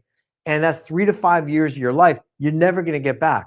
So please invest the time at the beginning when you're building a foundation for a successful law firm. Take this time now to get clear on who your avatar is, or avatars, 2 or 3 at most. Get clear on, and by the way, once you get clear on who your avatar is, you're going to want to do some investigation. You're going to want to start talking with these human beings about what are their hopes, what are their dreams, what are their goals, what are their plans. Do they spend most of their time on Facebook or TikTok or LinkedIn, or do they read these magazines, or did they listen to these podcasts? You want to learn as much about these people as you can, because that's how you reach them with your marketing messages. But if you don't know who your avatar is, then you don't know who to talk to ask them about themselves. The best way to reach a person, there's a saying, fish where the fish are. You don't have to be the greatest fisherman or fisher person in the world. You don't have to be the greatest person at fishing in the world. If you drop something into the water where there's lots of fish, you're much more likely to catch a fish than if you are the most skilled fisherman in the world and you go drop your line where there's no fish for miles around. You got to know who the avatar is. Go talk to these people, learn about their view of the world, learn about their perspective. Look, we put our core values up on the screen. Put them up again on the screen. You read those core values. They resonate with you or they don't resonate with you. You read our statement of values. You read our manifesto statement of values. Put a link to that on the screen too. You read this book and you read it and you're either like, wow, these are my people. They share my values. They share my view of the world. They believe what I believe. And if you believe if you stand in front of your best avatar, physically standing, virtually standing in a in a document, whatever, if you communicate to your best avatar and you say, I believe that your law firm should work for you, not the other way around.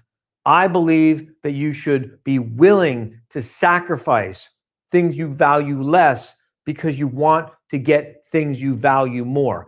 I believe that your law firm should be run like a business that serves you, and you should not spend your life serving your law firm.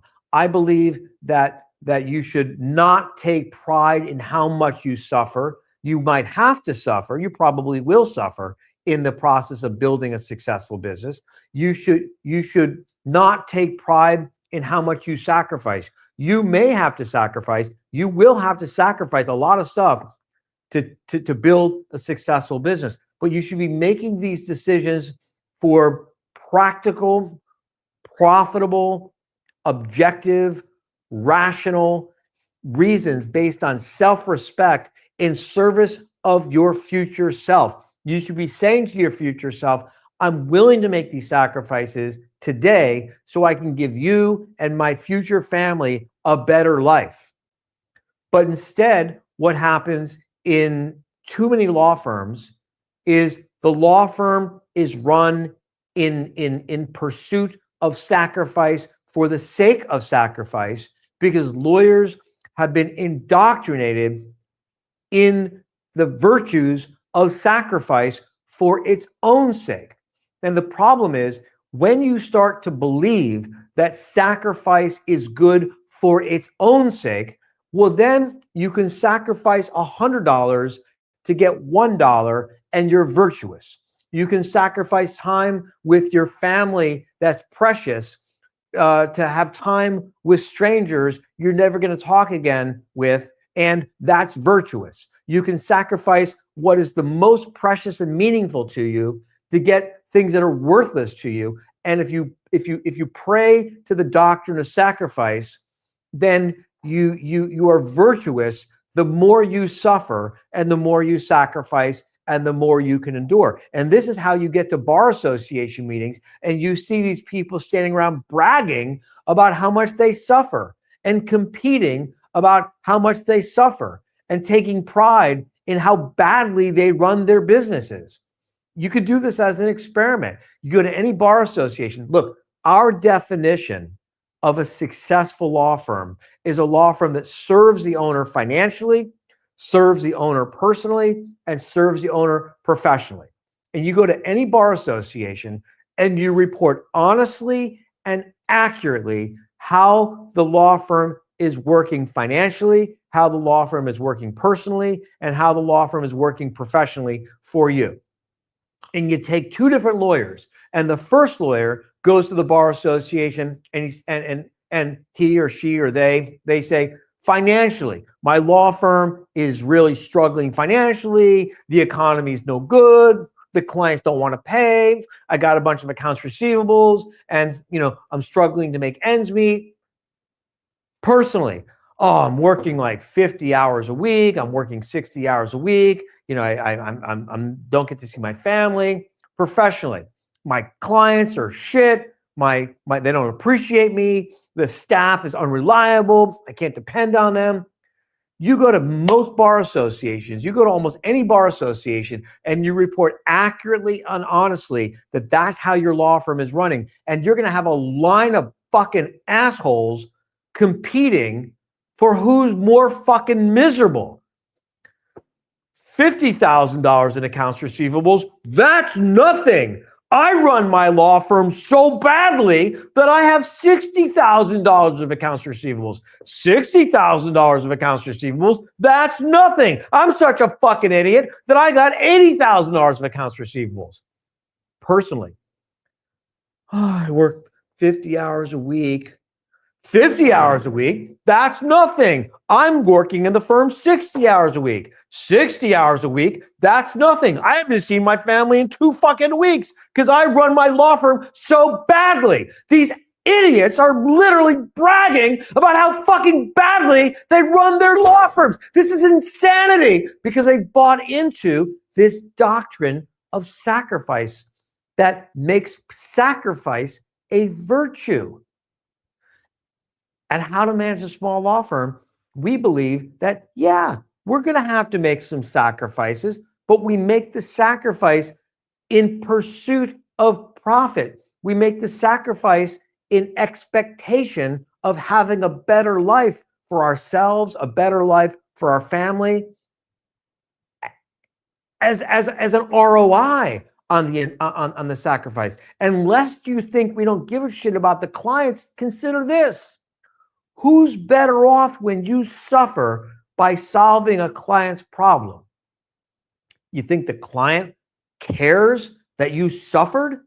You think that solving the client's problem is worth more to the client because they know you missed your kid's birthday to solve their problem? You think the client is like, oh, you suffered so much, that makes it worth more to me. What kind of sadist assholes would do that?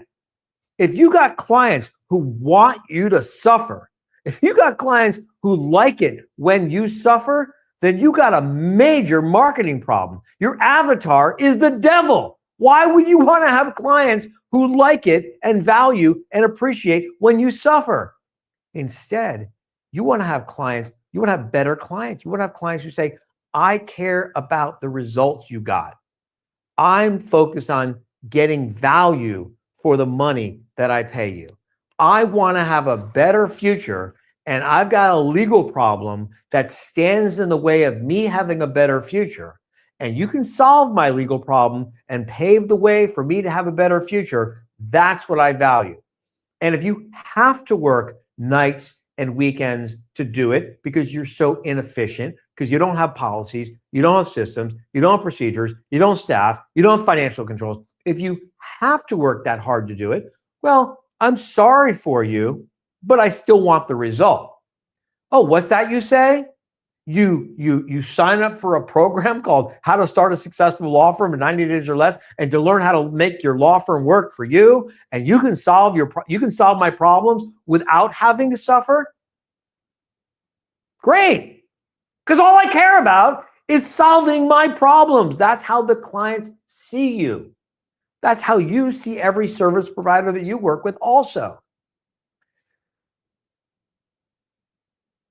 It's really important that you're clear about who your avatar is. It's really clear, really important that you understand what they really value. And without even knowing anything about you, without knowing anything about your practice area, without knowing anything about your avatar, unless you're a masochist and unless your client is the devil, what your clients care about is what your law firm can do for them. Your clients don't want you to suffer. They're willing to let you suffer, but they're just as happy to get the same result without you suffering. So why suffer? Why sacrifice for the sake of sacrifice if you can sacrifice and get a profit in return? Doing it the way that I'm describing it, making a sacrifice in pursuit of profit, will ultimately lead to you having a more financially profitable business. It'll result in you having a more personally profitable business. It'll result in you having a more professionally profitable business. It will allow you to build a bigger law firm that helps a lot more people. Back to the point. Introverts are better marketers than extroverts. I know it might not seem this way, but I am actually a classic introvert. Introverts are people who, we don't like to be in crowds. We don't like to make small talk.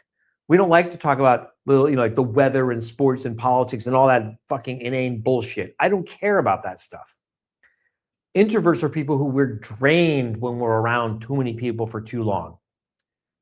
The reason why introverts are so much better at marketing than extroverts is because it's easier for us. It's more comfortable for us to ask the other person questions about their hopes, their dreams, their goals, their plans. It's easier for us to let the other person be the center of attention instead of us having to be in front of the camera doing what I'm doing right now. This is very draining for me. It's easier for an introvert to build a machine that does the marketing, and then let the machine run for you. Extroverts, they go around and they break the machine because they like to be the freaking center of attention and the hero in the whole thing. All right.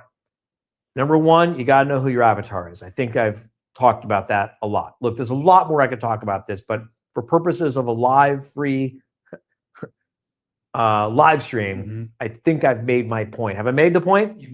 I've made the point about knowing your avatar. I made the point about understanding your cost of goods sold and why knowing the cost of goods sold has a huge impact on the effectiveness of a marketing campaign? Yes. Okay. Number three is you got to know how much you need. If you look, if you want to earn, I'm just going to make this up. Let's say you want to earn $200,000. Can they see this? Yes. Yeah. Let's say you want to earn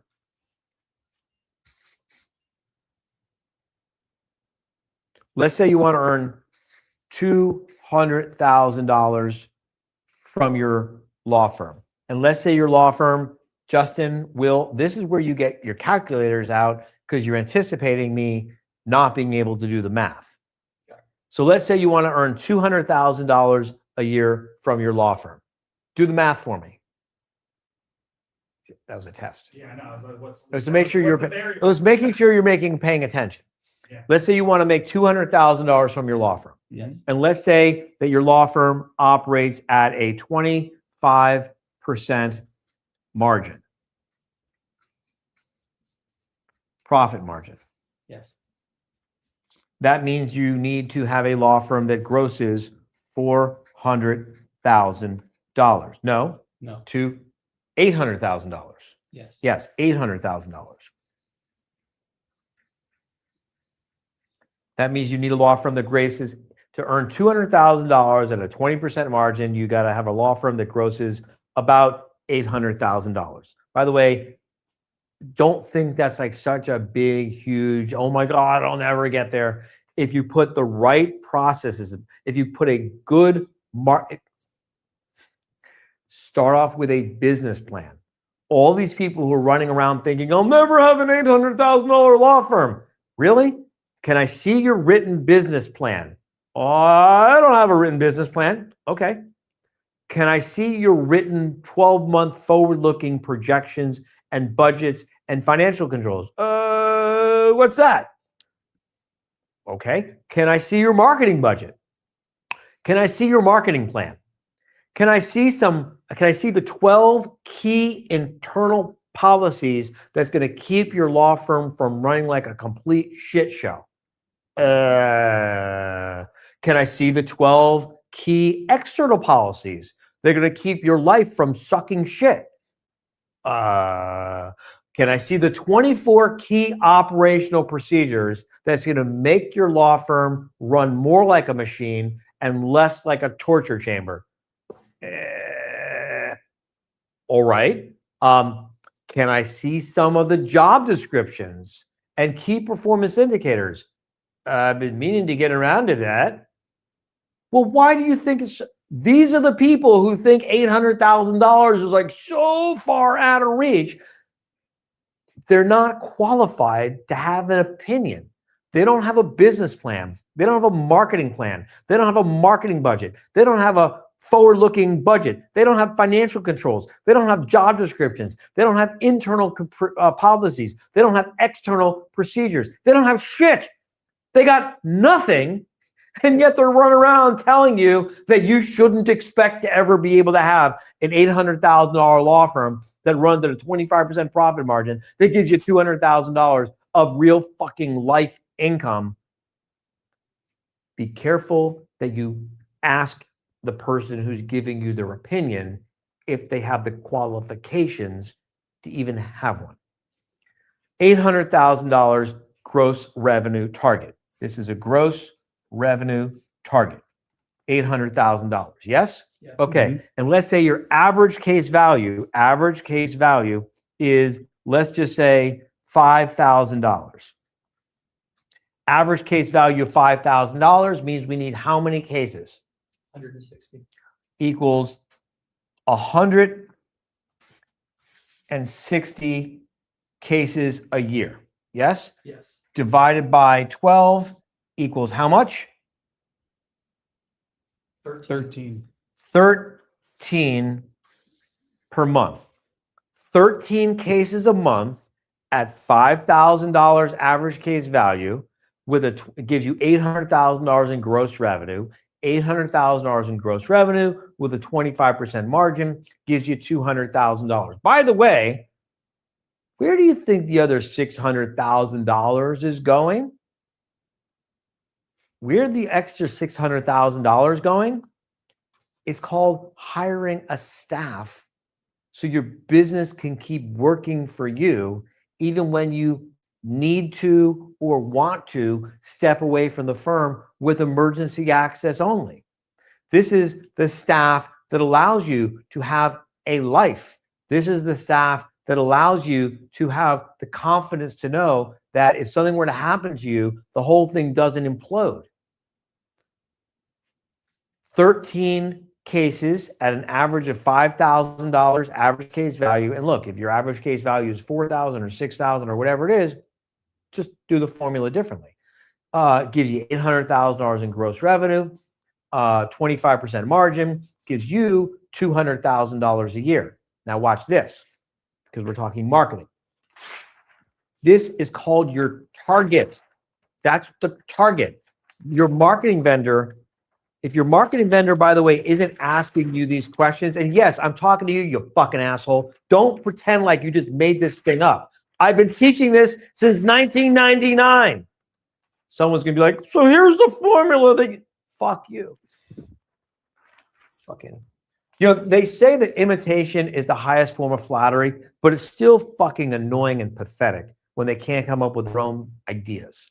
This is true. And if you want to copy me, at least acknowledge where you got it from, because I know you learned it from me, and so do you. All right. So I'm moving from this. Everyone, can you see this?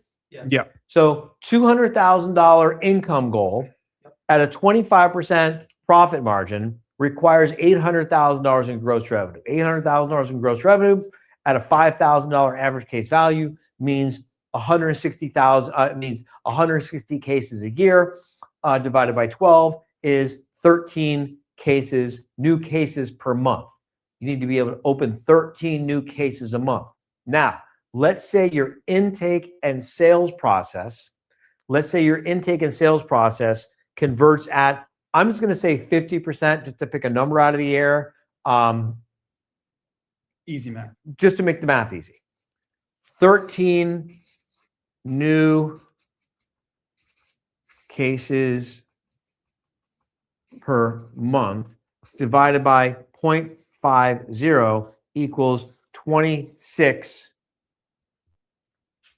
potential new clients. We call them PNCs. When you hear other people running around saying PNCs, you know where you found it. Yeah.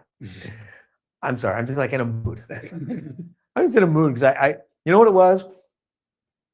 I was death scrolling this morning while I was waiting for you guys. Okay. And this ad popped up and this person was like literally like reading the transcript of one of my speeches from 10 or 15 years ago. I was like, dude, come on. Anyway, 26 potential new clients. So marketing now has a hard target. And you say to your marketing vendor, I need you to bring me 26 potential new clients every month. I don't need 56, because if you bring me 56 potential new clients every month, then I'm going to convert at 50% of 56, and I'm going to have 25, 26, 27, 28 new cases a month. And if I have 28 new cases a month, I'm going to wind up with bar grievances, because your factory, your systems, your procedures, your staff, you're not equipped to handle 28 new cases a month. And so the cases are going to back up and the clients are going to get pissed off and you're going to wind up getting divorced and your kids are going to wind up doing drugs on the street or something, because you're going to become fucking absentee parent number one because you're busy trying to keep up with 28 new clients every month when you only have the machine built to handle 13, right?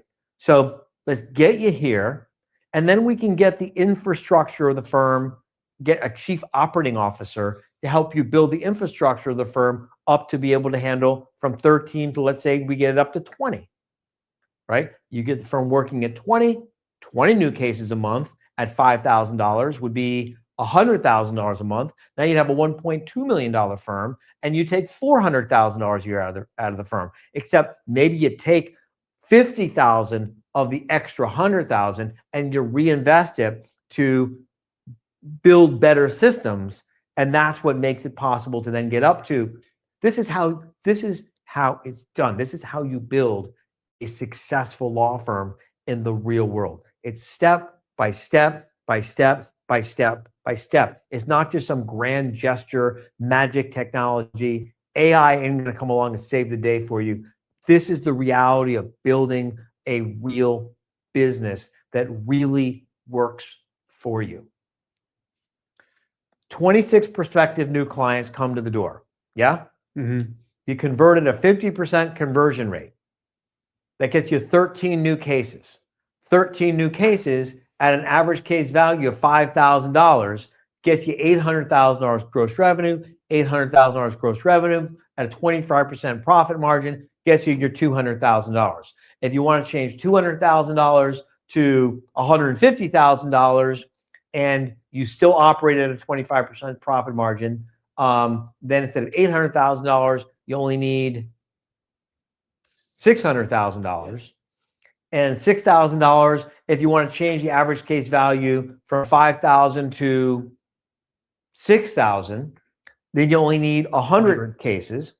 And if you only need 100 cases and you convert at a 50%, then 100 cases would be 8.9 cases a month. Yeah. And 9 cases a month at a 50% conversion rate would be 16 potential new clients. This is just the reality. This is just math. And if your marketing vendor isn't doing this math with you, which by the way, hardly any of them do, because they don't give a fuck about you. And if you want to know just how fucked up it is, you go to a convention filled with marketing vendors and guess where they're doing this math? Can anyone guess where the marketing vendors are doing this math? At home, can anyone guess who the marketing vendors are doing this math for? In the chat, is anyone saying anything? Not yet, but I have a guess that's probably for themselves. They do it for themselves. They Yeah. do it for themselves. They just don't care enough to do it for you. Yeah. I don't know which is worse. Look, maybe I'm just being an asshole, right? Maybe I'm just being unkind and not nice. Maybe I need to give these poor marketing vendors the benefit of the doubt. Okay, so I'm calling them assholes because they know better and they do better for themselves. They just don't do better for you. Maybe though, I'm being completely unfair and unkind. And the truth is that these poor marketing vendors, they just got such a good heart. They just don't know any better. They just don't know any better. And if they knew better, then maybe they would do this for their clients. So I don't know, which is worse? You want to work with a marketing vendor who knows better, they don't give a fuck about you, or a marketing vendor who literally doesn't know shit about how to run a successful business. Look, here's the thing. When you're starting your law firm, you don't need to work with any marketing vendors. Don't even work with a marketing vendor until you get your law firm well past $250,000 in revenue. You can do everything you need to do to grow your firm well past $250,000. You can even grow. I didn't even have a website till I had a $500,000 in gross revenue. You don't need any of that stuff to get the firm to $250,000. You don't even need any of that stuff to get your firm to $500,000 in gross revenue. You can get your law firm to $250,000 and $500,000. You know what? While you take a sip, I know someone who can give us an opinion on this. Morgan can let us know when she started doing marketing, and then she can let people know where they can find her because she's got to go. Okay. And I got to go because we're about out of time. Yeah, you riff for 10 extra minutes, but we are out of time. Yes. We are out of time. So yeah, I didn't start doing paid marketing until I was a little over 500,000, 400,000 or 500,000, I think. Basically when I wanted to grow faster, had the staff and couldn't, bring in the bringing the clients just all by myself anymore because I didn't have time to do all those things all by myself anymore. So that's a short answer. You can build $1 million law firm with just networking and like basic old-fashioned marketing. You could build $1 million law firm just doing that if you really set your mind to it. It's not even that hard. It's actually in some ways easier to do it today than it was even, in the past, on account of the fact that every asshole and their brother is rushing to throw as much money into the coffers of these marketing vendors as they can. And so the digital space is like crowded, and the old-fashioned, not exciting, boring, old, traditional marketing, networking, organizing lunches, organizing talks, like no one's doing this anymore. And it's so effective and profitable and costs you nothing. And yeah, and that was exactly what I said was one of those things I wish I had known when I started.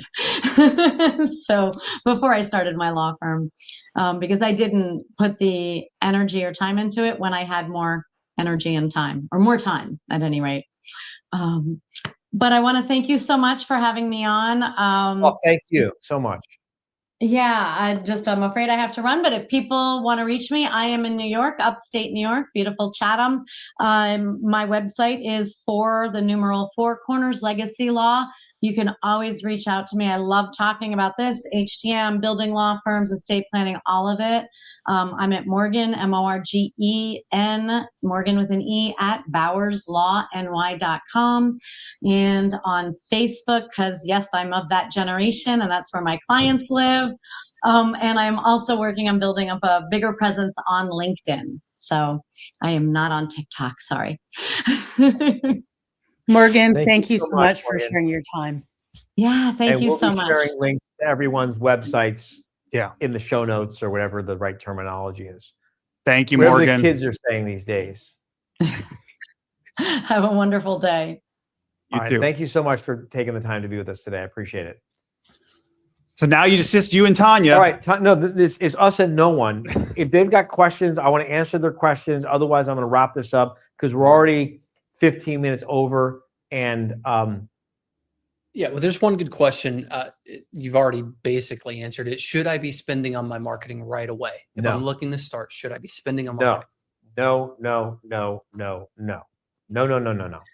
Do you know we've actually worked with firms that have went from 0 to $1 million just based off referral marketing, off their connections, their communities. I know that's what this is. Yeah, but hold on, whoa. When you say based on their connections, there's a whole bunch of people who are like, well, that won't work for me because I don't have any connections. They made. They build the connections. They build the connections. Yeah, 100%. And while I might disagree with you that extroverts are not as good at marketing for obvious reasons, the truth is going out and being a person and getting to know people, you don't need to spend a ton of money. You do need to invest your time. That's why we call this stage of growth hustle, market, sell, right? Because there is a hustle. You do invest your time. Look, if your firm is grossing less than $250,000, you are still in the first stage of growth. And what you've got a lot of is time. You might waste it on a bunch of bullshit that is unproductive, which is part of the reason why I really want to encourage you to go take the survey. Take the survey, because the 12-week How to Start a Successful Law Firm in 90 Days or Less program will help you figure out where you should be investing and focusing your time, as opposed to all of the bullshit you really don't need to waste your time with, because everyone's got the same 24/7. Everyone's got the same 168 hours a week. Why are some people able to accomplish so much with their 168 hours a week, and other people, can't get out of their own way month after month, year after year for their whole life? And, and I'm not trying to like brag or show off, because look, my business this year will do close to $40 million, but there's people with 168 hours a week who have $400 million businesses, and they use their time in more productive ways than me. That's why I keep reading books. That's why I keep taking courses. That's why I keep studying. That's why I keep practicing what I preach and trying to learn how to do what I don't yet have experience doing. One last thing I'm going to say about taking a course on how to start a successful law firm in 90 days or less. Trying to figure this out on your own is setting you up for a lifetime of hypocrisy and being out of integrity with everything you say to your clients. And I know this sounds like maybe I'm being a little self-serving because I'm trying to get you to take the survey at least and give us feedback about the How to Start a Successful Law Firm in 90 Days or Less program. But consider this. Why do you think the clients should hire your law firm? I don't care if you're doing immigration or bankruptcy or criminal defense or personal injury or family law or intellectual property or real estate or mergers and acquisition or government law or anything. Is your basic premise that you, the client, are an idiot and I, the lawyer, am really smart and you are really stupid and that's why you need to hire me because I'm really smart? That's not a really good way to build a successful business with stupid clients. The most successful businesses, the most successful law firms especially, are built with really smart clients. You are really smart when it comes to the business of running a restaurant.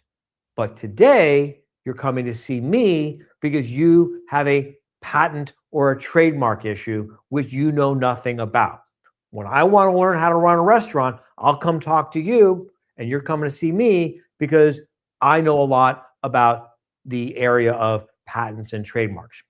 You are really smart when it comes to educating children. You're a brilliant teacher and you're great at educating children. I have taken hundreds and hundreds and hundreds of people through the process of dissolving their marriages. So if I want to learn how to teach children, I'll hire you to teach my children, and you teach me and you hire me to help you get divorced. You are really skilled and knowledgeable about how to drive one of those big semi-trailer trucks. And you're really good at that. And I don't have a commercial driver's license. And I don't know how to drive a big semi-trailer truck and how to back it up into a warehouse. You're really good at that. I acknowledge that you are better than me in that area of life and commerce. But you're coming to see me because you need to file bankruptcy. And this is my domain where I know a lot. The point I'm trying to make is when you don't find the courage to ask for help about areas of business and life that you don't know about, you are putting yourself in a position to be out of integrity when you tell your clients that they should do what you can't find the courage or self-respect to do for yourself. And I'm sorry if that hurts some people's egos and maybe bruises your feelings a little bit.